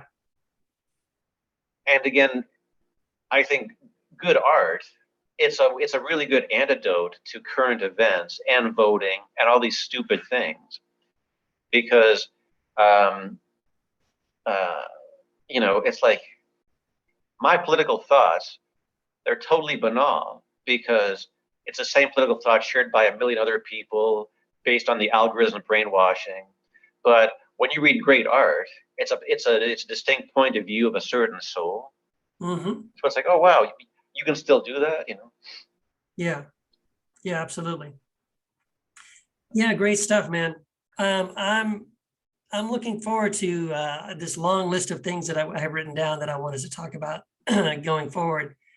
In fact, you know what? Let's do a little bit of a tease, because you and I have a running list of some things we want to talk about in future episodes. Like, I want to talk about something you had tweeted about, and I had looked at it too, which is Jack Kirby had a character called the Sandman. and pretty obscure character. What was that, back in the 60s or 70s maybe? The Sandman is from the 40s. 40s. Oh my gosh. Yeah, the 40s. And it's such an amazing concept. And I knew the character existed, but I went to the library and got this sort of like a collection of Kirby. It's kind of like the best of Kirby stuff, and I was just kind of flipping through it. And it has several Sandman stories in there. And I was like, damn, what a great concept. It is a really interesting concept. And it's really weird to me that it seems like it didn't really catch on, like it's not still ongoing. No one's doing a Sandman series now, but man, what a fantastic concept. So I want to talk about that down the road. Yeah. First off, Kirby was working endlessly, always thinking new stuff, working in an industry which was the sleaziest, shadiest industry you can possibly imagine. Yes. So if you study his career, it involves a lot of heartbreak. Mm-hmm. Like one of the most meaningful projects he did was a comic book called Foxhole, which is fantastic. And Foxhole came out just after the Senate did hearings on comic books that hurt the industry. So there were all these copies of Foxhole where they never even cut the twine on the newsstand. They just went straight to the dump. Yep. Because the whole industry just like collapsed, right? So, and he was really plugged into making this comic called Foxhole, and it failed for reasons that had nothing to do with him, right? Right. So, he did Captain America for a year, and bang, it automatically sold like 2 million copies a month. Then he got drafted, went to war, all this stuff, and did all these things that, it would have been nice if they'd lasted longer, but the industry was so sleazy, right? Right. And I'm a big fan of the Sandman. Like Kirby was the best writer in the history of comics, and there's so many stories for the Sandman that have a really interesting structure, where on the one hand, like many superheroes from the 40s, he wears his underwear on the outside and he's very acrobatic. Right. And he has like a kind of harpoon with a cable that he used to swing on. Right. Right. And a lot of the page designs, the way he uses perspective and storytelling, it's all these comic book things you'd recognize, but they're being done there for the first time. Right. And so basically, Sandman was a superhero who would punch people, but he also seemed to have the ability to give criminals nightmares. Yeah, see, that's the fascinating thing about it, because it's almost like Inception. It's like basically this guy lives in the dream world, which is another sort of reality, and through the dream world, he can enter people's dreams and nightmares, and that was really fascinating to me. I was like, dude, what a great concept. Yeah, there's actually one story in the Sandman where there's a guy who has narcolepsy. And in his dreams, he can figure out how to commit the perfect burglaries. So the bad guys kidnap him to get this information. So then Sandman meets up with him and says, "Hey, you're the criminal I've been looking for." And the guy's like, "No, guy, I want to find you. I need help." And then Sandman's like, "What do you mean?" And the guy's like, "Watch this," and he falls asleep. So then Sandman basically has to carry this guy around. So he's like climbing buildings like a superhero while carrying this guy who's sleeping, so that hopefully when they get to the showdown, he can wake the guy up and say, "Is this the guy? Do you recognize this guy?" Right. So, so there's a lot of stories about criminals. A story will open with a dream where a criminal sees himself in prison after being arrested by the Sandman, but then he wakes up and he's like, "Well, a leopard can't change his spots. I got to give it a crack anyhow. The universe is deterministic." Right. So he still, does the crime, gets arrested. He's like, "Oh man, my dream came true." Stuck in prison. Yeah, he's like, "Yeah, you knew it was going to happen. And you still couldn't stop yourself." Yeah. Oh man. But yeah, so Sandman is very good. That's for sure. Yeah. Yeah. So yeah, we have great stuff coming up down the road here. I'm looking forward to jumping into. This has been a 2-hour version of of our episode, so this has been fun. Actually, there's one poem I'm kind of anxious to read. Okay, you want to do it? Yeah. So basically, the deal is here. Like, I wish it was a writer who had more of a routine and could just crank it out, like a machine. But I used to do that more so. Now it seems like it's more like it like I'm always trying to take notes, but it'll sometimes go kind of in spurts. Yeah. So what happened here was I was sitting around, and then I thought, man, I should be writing something. But instead, it turns out on the internet, the reason it's so good for wasting time is there's always something kind of interesting. Yeah. Like, oh wow, ancient Egypt. Yeah, I didn't know that. Now I know. But at my age, I can't remember it in 5 minutes anyhow. Right, So it's all kind of pointless, right? So then I actually sort of, I find this happens. It's really good to go outside and just being in sunshine and changing your surroundings really helps. So basically, I was sitting around having this moment like, wow, I can't think of anything good to write. Maybe the well's gone dry. Maybe it's over. And then I just actually thought aloud to myself. I said, another day, another mad scientist. And I thought, okay, I'm a trained professional. That's good enough for me to get started. And then a friend of mine on Twitter actually tweeted about local politics here. And then that was it. So basically, this is a poem called Green Goblin. This is one you just recently wrote. Yeah, this was just a couple days ago. Okay. Green Goblin. Another day, another mad scientist with his ridiculous demands and a reach that exceeds his grasp.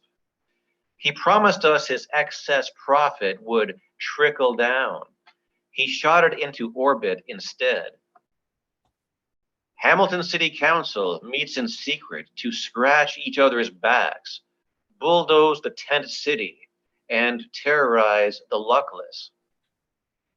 The new riot gear, so shiny it burns the retina. It could have been me, being hunted and living off the land, if not for one lucky coin toss. I like to think the finches in Victoria Park recognize me, or at least my simian slouch, that tortoiseshell I use as a shield against all this planet's noisome shocks. Might as well be a green goblin for all the good it does. Body and soul just missed each other, arriving on separate trains. I'm this close to tagging in my shadow. That faithful understudy looks ready for the big time. Hope his head doesn't get too big for his hat. Reminds me of the time I wore a sombrero to the orgy when everyone else was in devil masks and oxygen tanks. Sometimes on the bus, I'll think I recognize one of them. Is that you? I wonder. And why wasn't I invited back? Sometimes the migraines leave me hanging upside down, nervous ganglia stuffed into my shoes. Sometimes the sunset wears a crown like a spoiled child king, just before he abdicates in flames. Wow, man, that's really great. So I just all came together from that those two little points of inspiration. Yeah, so there was actually a time when I had quote unquote writer's block for over a year, which is just a fancy way of saying I wasn't writing. Right. And then I found myself, and it's funny, like we're not a brain in a jar, we have a body. So sometimes you can solve a mental problem by changing your physical body. So I found I was able to start writing when I tried it in a different spot. Mm-hmm. And I was actually able to get a lot of writing done while riding on the bus. Mm-hmm. And then I started writing poems in parks. And so that poem was written in a park down here, which has my neighbors living in tents, and the city council was just meeting in secret to authorize demolishing their tent city with a tank, where the Hamilton police force actually bought one single tank. And it's not to use against Al Qaeda, right? No, it's to use against their own citizens. Yeah. Yeah. Yeah. Yeah. The same thing happened similar when we lived in the city of Orange in California. There was a tent city right under the shadow of Angels Stadium, the Anaheim Angels baseball team. And you could see the giant A in the stadium was right there. And then this all up and down this river wash, there was a tent city, and it was like up 2 blocks from my house. And we started going there and hanging out with some of them and got to know some of them. And it was really sad because, then similar thing, the city council just decided to run them off. And the pretense was, I don't even know how they came up with this. They decided they were going to, along the riverbank there, they were going to store rocks. So they started dumping all these giant boulders and rocks and things like that. And it was like, so rocks are more valuable than the lives of these human beings, And of course, I couldn't help but draw the analogy to the idea of the rocks crying out. You know what I mean? Like, these rocks are now taking the place of where these people were. The only place these people had found that was a safe place to live. The city council determined that it was more important for that space to be filled with piles of rocks than with these people. And they just ran them off. They have nowhere to go. So, then some of them end up, in neighborhoods and sleeping on sidewalks and things. And then people complain. It's like, well, where did you want them to go? Where do you think the thing is, you ran them off and you didn't create any space for them to go next. And this kind of thing apparently keeps happening. And that was really sad to me. There was one of the guys I remember that I got to know there, and you wouldn't know this unless you took some time to talk to them. Because one of these guys, I started talking to him, and he was really into philosophy. And I was a philosophy minor in college. And the guy was smart, dude. I mean, he ran circles around me. We would talk about, he knew all these, philosophers he had been reading. And I don't know if he used to just read it for fun or if he taught philosophy, but I ended up letting him borrow. He ended up keeping it because I lost track of him. But I gave him this book about how the laws of physics lie. And it was I loved the book. And he and I started talking about that, about how, philosophy has started to break down some of these ideas of the laws of physics. And he and I were really into this. And we had wonderful conversations. And it's one of those things where, like, you would never in a million years think, if you just drove by that tent city and just kind of glanced over your shoulder and saw all these people living in these tents, you'd never in a million years think there's a guy in that tent city who could be teaching like a college course on philosophy. Oh yeah.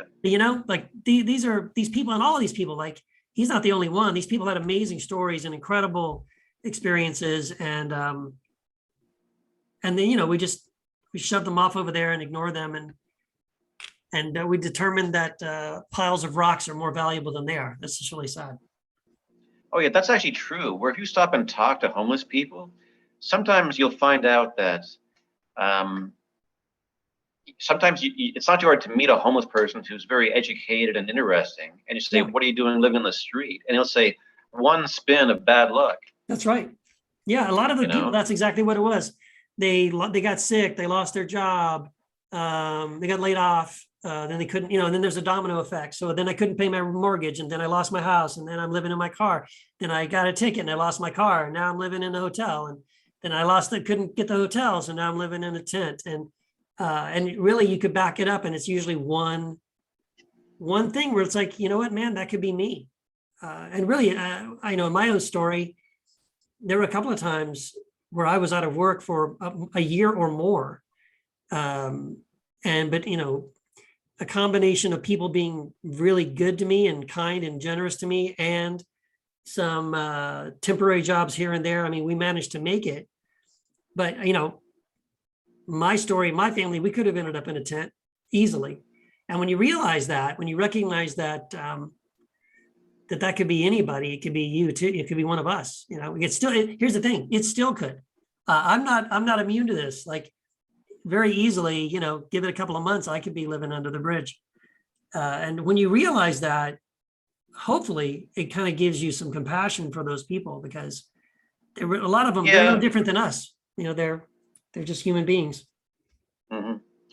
Yeah, actually, if you look at the cover for Mechanical Monkeys, that's St. Patrick's Church, and they actually have a huge food bank program there, and they have certainly fed me. Yeah. Oh yeah. Yeah. Oh yeah. I remember going and standing in line and getting food from the food bank during that time, and it's a humbling experience. But then suddenly you feel, what it feels like, right? You know how it feels to be in that spot. Yeah, and again, what you were saying there about Orange City, that gets back to the issue of voting. So we have to talk about voting again, because we didn't beat that horse hard enough. That is another example of showing how stupid voting is. Like, who voted for that? Yeah, no one. Yeah. And let's say you object to the state treating rocks like they're more important than people. How you can't fix that by voting. Like, oh, there's an election in 4 years. I'll just bide my time till then and then hit a button in 4 years. That's stupid. Right. Yeah. Yeah. Also, let's see, where was I? It's funny, in Hamilton, there's always been a rivalry between Hamilton and Toronto, where people say Hamilton's really sketchy and scary.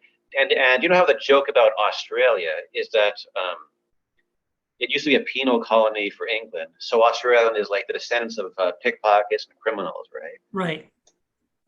So in the good old days, like when TV was black and white, the way Toronto would deal with its mental patients, they would actually put them on a bus and drive to Hamilton and kick them out of the bus. Yeah. And that was it. So if you want to know why Hamilton is so weird, it's because we're all descendants of Toronto's mental patients. Yeah. And now that we're getting gentrified, we are taking our homeless and putting them on a bus and sending them to St. Catharines. That's right. Down the road. Yeah, that's right. It's like my old joke is that, oh yeah, I have a Philip K. Dick joke. It's the best Philip K. Dick joke because it's the only one. So my joke is, when people talk about Philip K. Dick, I would say, why would I bother to read Philip K. Dick when I live in Hamilton? If I want to hear a Speed Freaks crackpot theories, I can just open my window. That's right. Yeah. Exactly. Yeah, it's funny. Last year the movie that won the best Oscar movie was a movie about Frances McDormand, who was homeless. Yeah, Nomad. And yeah. Yeah, and that was pretty creepy, and it seemed like a really Western approach, where the idea is like, here's something that's the shame of our time, a huge scandal. Let's make a movie about it to feel better about ourselves. Mm-hmm. And it's like the idea of watching a movie about that when my air conditioning is on and there's like a tent city down the street, that's a bit too creeptacular. Yeah. And that's a flaw in our thinking we have. Like, I love movies, but now people have this idea that a movie can solve a problem or something. Yeah.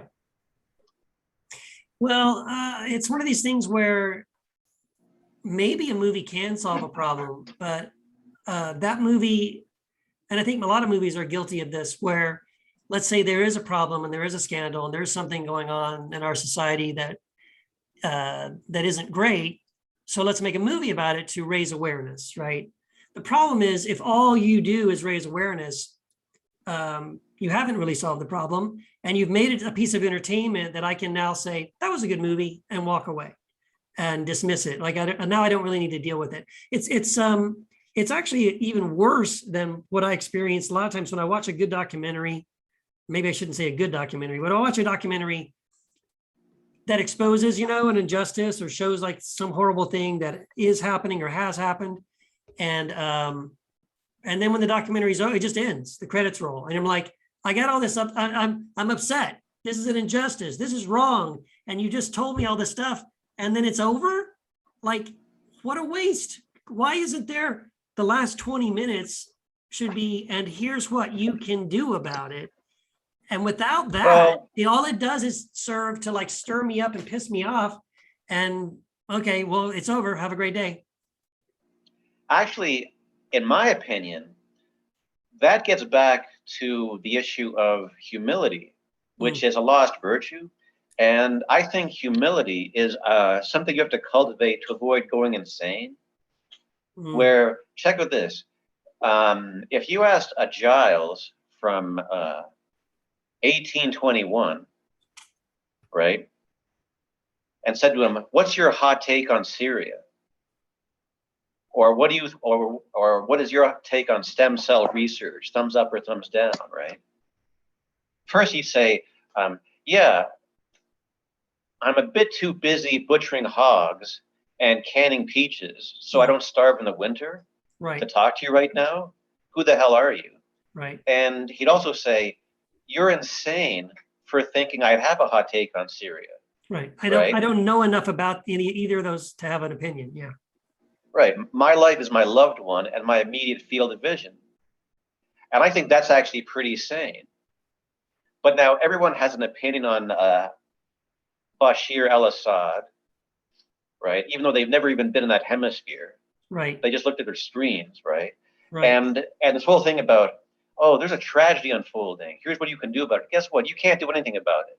Right. How's that for an answer? Okay. That's my hot take. You can't do anything about it.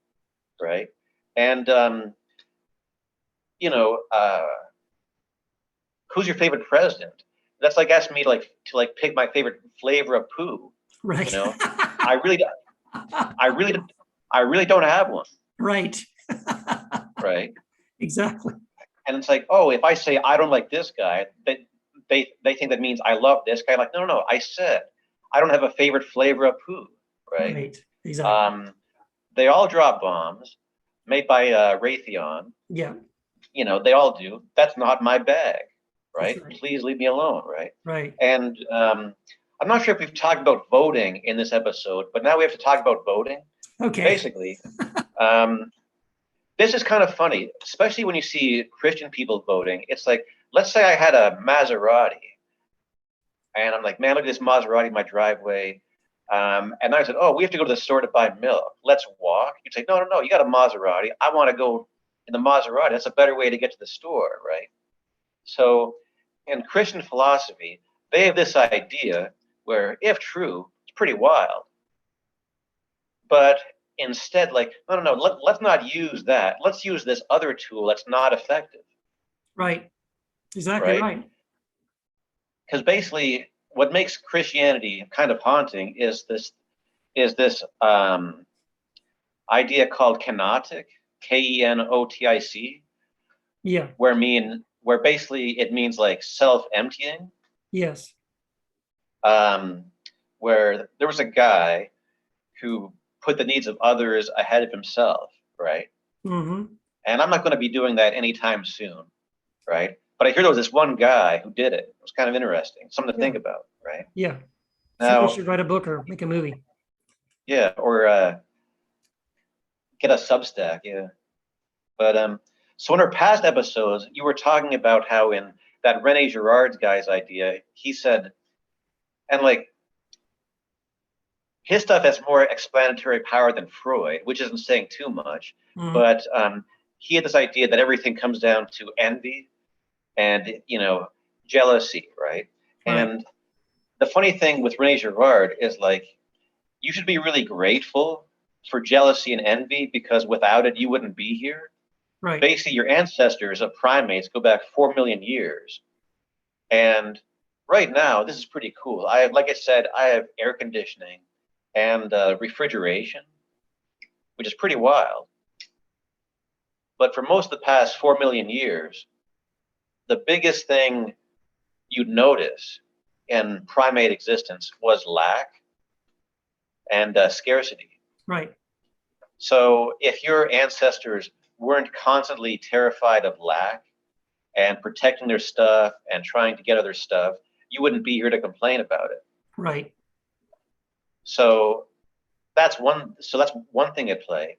Now, basically, in Christianity, they say there was a guy who said, love your neighbor. Right? That's 3 words. Right? And like I've said before, loving your neighbor isn't a lot of fun. So instead, you know how Ernest Becker, he had a great book called The Denial of Death, which won the Pulitzer Prize in 1973. And it has a lot of explanatory power, because he basically says that we're terrified of the fact we're going to die, so we spend our life distracting ourselves from that. And he made links between shopping and drinking, that both are ways of escaping from our terror of our mortality. And his book's great. But basically, I think, like Jesus said, love your neighbor. And I think most of our day is spent trying to deny it, trying to ignore that. Because loving your neighbor is scary. Right. So, you know, people who don't love their neighbor, but yet they vote. Yeah. And they think they have the moral high ground because they voted and they happen to vote for the right person. Right. Right. So basically, love your neighbor is 3 words, and nobody does it because it involves risk. So instead, they have every other thing in the world. Anything you can think of is a distraction from loving your neighbor, right? Whatever it is. Right. Voting's a pretty good one. But if you actually say love your neighbor, then when they say, who's your favorite president? You can say, I'm busy. Right. I'm busy loving my neighbor. Exactly. You know, or if they say, what are you going to do about the human rights crisis in the other hemisphere? You can say, I'm busy. This guy said, love your neighbor. And where does your neighbor live? Your neighbor lives next door. Yeah. So that's an important thing that people never figure out, where Jesus said, love your neighbor. But they never figure out your neighbor lives next door. Right? And everybody, you know, has strong opinions about shenanigans in Washington, D.C. Right? And I'm never going to go to Washington, D.C. I live in my neighborhood. My neighbors live in my neighborhood. Right. You know, and it's kind of funny. Like, I'm a big fan of W.H. Auden. And he had a big religious experience one day when he was sitting in Central Park, when it was kind of like Paul in the Acts of Apostles, where the phrase love your neighbor just popped in his head and kind of blinded him. And he saw this white light and everything. And he actually wasn't really interested in whether the miracles of Jesus actually happened or any of that stuff. He was just really fascinated by those 3 words. So there's all these stories still coming out of Auden being really generous and working hard to keep his acts of generosity a secret. And, you know, like there's one time, this is kind of a wild story. There was one time he was owed some money, and he caused a big ruckus, screaming, saying, pay me now, blah, blah, blah. And then he got this check. And then all these people in New York said, man, W.H. Auden, what a prick, what a jerk, what a greedy so-and-so. And this is kind of hard to say. Yeah. So it turns out after he died, we found out that as soon as he got the check, he signed it over on the back to Dorothy Day. Yeah. Yeah. Yeah. Dorothy Day, who was You like know. a pioneer doing amazing work, taking care of the homeless and the poor. Yeah. Yeah. So it's so like to the eyes of his peers who were alive at the time, it's like this guy just wants his money, but he gave it all to Dorothy Day because he was obsessed with these 3 words. Yeah. So the idea of people saying, I'm a Christian, I go to this building on Sunday, and I'm not obsessed with love your neighbor to the point where I still have time left over to vote? What? Right. That's crazy. Yeah. Yeah. Like, I don't know if you call that a heresy, but it sounds like it. Yeah. Yeah. You know Like, what? I think you and I have discovered the value of treason and heresy. Actually, we need a little bit more of that in our world.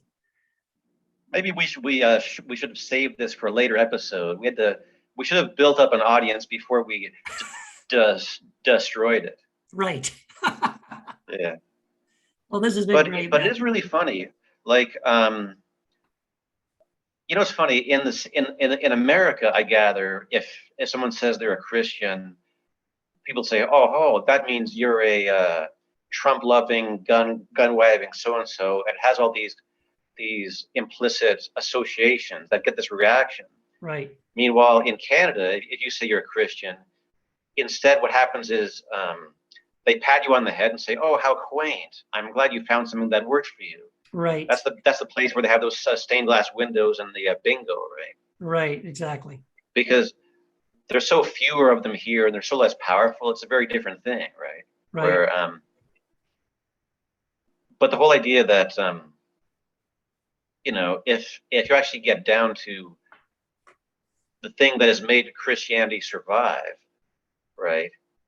Like, what percentage of Christians who've ever lived voted? Yeah. 2? Yeah. Probably about 2. Yeah. If you start from the beginning. Yeah. Well, I mean, if you start from today, like what percentage of Christians in the world on 2021 have ever voted? Right? Ever. Right? And what percentage of Christians in the year 1000 voted? Right? Right. So it's basically like again, it's something that is a very modern, weird thing that we just happen to think it's normal because it's like part of our experience, Oh, like yeah. Velcro. Yes. Yeah. Yeah. I mean, honestly, yeah, that's why, to me, when I go and look and study early church history, and I look at what it meant to be a Christian to them, it is upside down, radically backwards from what Christianity looks like, certainly in America today. And seeing that difference, seeing how radically different it was, you can start to pick out like, oh, this is how it changed, and I can kind of see how and why it changed. Now, this is why I say, like, people come after me and they call me, when I write my blogs and books and stuff, they call me a progressive Christian, and because in their minds, what I'm talking about to their ears sounds like, oh, you have these radical new ideas of where you think things should be or how things should work. And it's not that way at all. If anything, I feel like I'm a regressive Christian, because I would love for us, let's go back to that first century idea. This guy you were talking about who said, love your neighbor. I think there's a simplicity and a wisdom there that we've lost. And now Christianity has just become about all kinds of everything else except this Jesus guy. Yeah. Let's see if I can remember where I was going with this. I know one thing that's funny to me is like, if you go on YouTube or the internet, when people are talking about this stuff, they always say, "Why did Jesus have to die?" Oh, yes. And like, there's a YouTube clip by John MacArthur where he says, "Why did Jesus have to die?" Yeah. And I think you might have one, and all these people have one. Yes. And like John MacArthur says, Jesus had to die to be punished, so we could not be punished instead down the road or something. Right. And for me, that question is actually nails on a chalkboard. Yeah, me too. Because I have figured out the right answer. Mm-hmm. And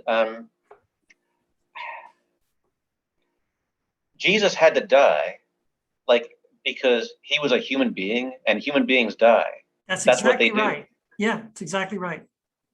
That's like saying, why did your grandpa die? Why did your grandpa have to die? He had to die because he was a human being. No, honestly, Darrell, that's what I tell people when they ask me, why did Jesus have to die? I say, well, why do you have to die? And then they'll stop for a second and they'll be like, well, because I'm human. Exactly. That's exactly The right. end. The end. Right. And, certainly this ties into a topic that you want to talk about later, which we shouldn't mention now because I'll take up too much time. Okay. Where this idea that,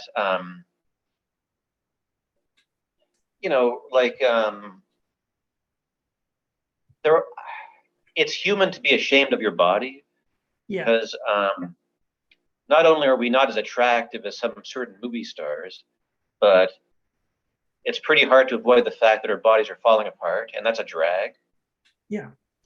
So because of that, people have a tendency to not want to admit the fact that Jesus was a guy who had a body. And that leads to all kinds of problems like this. It actually leads to voting. Yeah. Because it means Jesus is like a fuzzy cloud far away who will return later. Right. But until then, we got to make sure we vote for the right person. That's right. So basically, Jesus had to die because he was a Homo sapien. Okay. Mm-hmm. But then the story goes he was resurrected, and why is that interesting? And of course, a lot of people on YouTube have their hot takes on this. Right. And for me, what's cool about this story is that it proves, the bottom line, that love is stronger than death. And there's a part in the Old Testament where it says love is as strong as death. Right. And that's in the Bible. And that's about as good as that could. And that's about as far as Solomon could go with it. Right. But then Jesus comes along and says, guess what? I popped up out of this coffin, right? That means love is stronger than death. Stronger than death, yes. Yeah. And then it's so funny. People on YouTube also say, why was the resurrection necessary? Right? Right. And of course, John MacArthur and these people have their answers, right? And I actually have the answer to that one too, as luck would have it. Okay, good. Yeah. So this will settle this debate once and for all. Thank you. Yeah, where it says, why did Jesus have to come into earth? It actually says in the Bible, so it's not even mystery. It says Jesus came to earth to, quote, liberate us from our slavery to our fear of death. Yeah. Right? So you can't, so there's nothing to debate. That's what it says. Yeah. So it's like, what if you weren't afraid? Maybe then you could love your neighbor. But if you're still afraid, then you have to vote. That's right. Yeah, that's exactly right. I think that is so deep, man. That is so true. And we touched on this, I think, in the last episode, that whole question of what if you weren't afraid?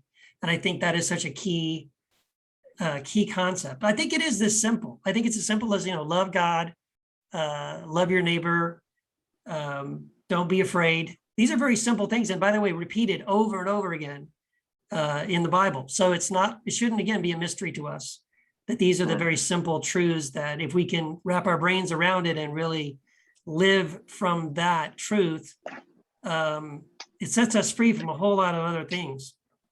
Yeah, and it is simple and it is true. And look at the alternative. The alternative is insanity, yeah. where someone tells you your vote matters, right? Imagine if you actually believe that. Some people do. Yeah, but that's the shortcut to insanity. Yes. Right? Yes. Right. Just imagine I said there's a disaster going on and you have the power to fix it. Yeah. Right? That's called megalomania. Right? You don't. Yeah. And see, growing up as a kid, the commercials that I watched as a kid, in between my cartoons, Bugs Bunny and Tarzan and all that, the commercial would come on and say, Smokey the Bear would come on and say, only you can prevent forest fires. And I thought, oh, damn, I'm doing a really horrible job. Yeah, they're still going on. Yeah. Lots of forest fires out there. Yeah. Oh, man. All right. Well, I think we should call it. I think we should wrap this one up. This is one for the history books. Yeah, this thing keeps getting weirder and weirder. Yeah. Well, I'm enjoying it. I hope other people are too. Well, that's all that matters. As long as one of us is. That's right. Right. Awesome. All right. Well, Darrell, thank you so much, man. Actually, in a future episode, as a teaser, Yeah. we will be doing a close reading of a certain John Cheever short story, and that will be a bit of a less rambly episode. So that is also something for the viewers to look forward to. Yeah. And I'll also say, to tease something, we're going to talk about a work of art that's pretty controversial. It was called Piss Christ. So that will be that's another controversial one. That may have to be its own episode. We'll have to see how that goes. But that and many other things on the list of things we're going to talk about coming up in future episodes of this meandering, rambling podcast called Imaginary Lines. All right, Darrell, thanks so much, man. Thank you. Great. All right. Take care.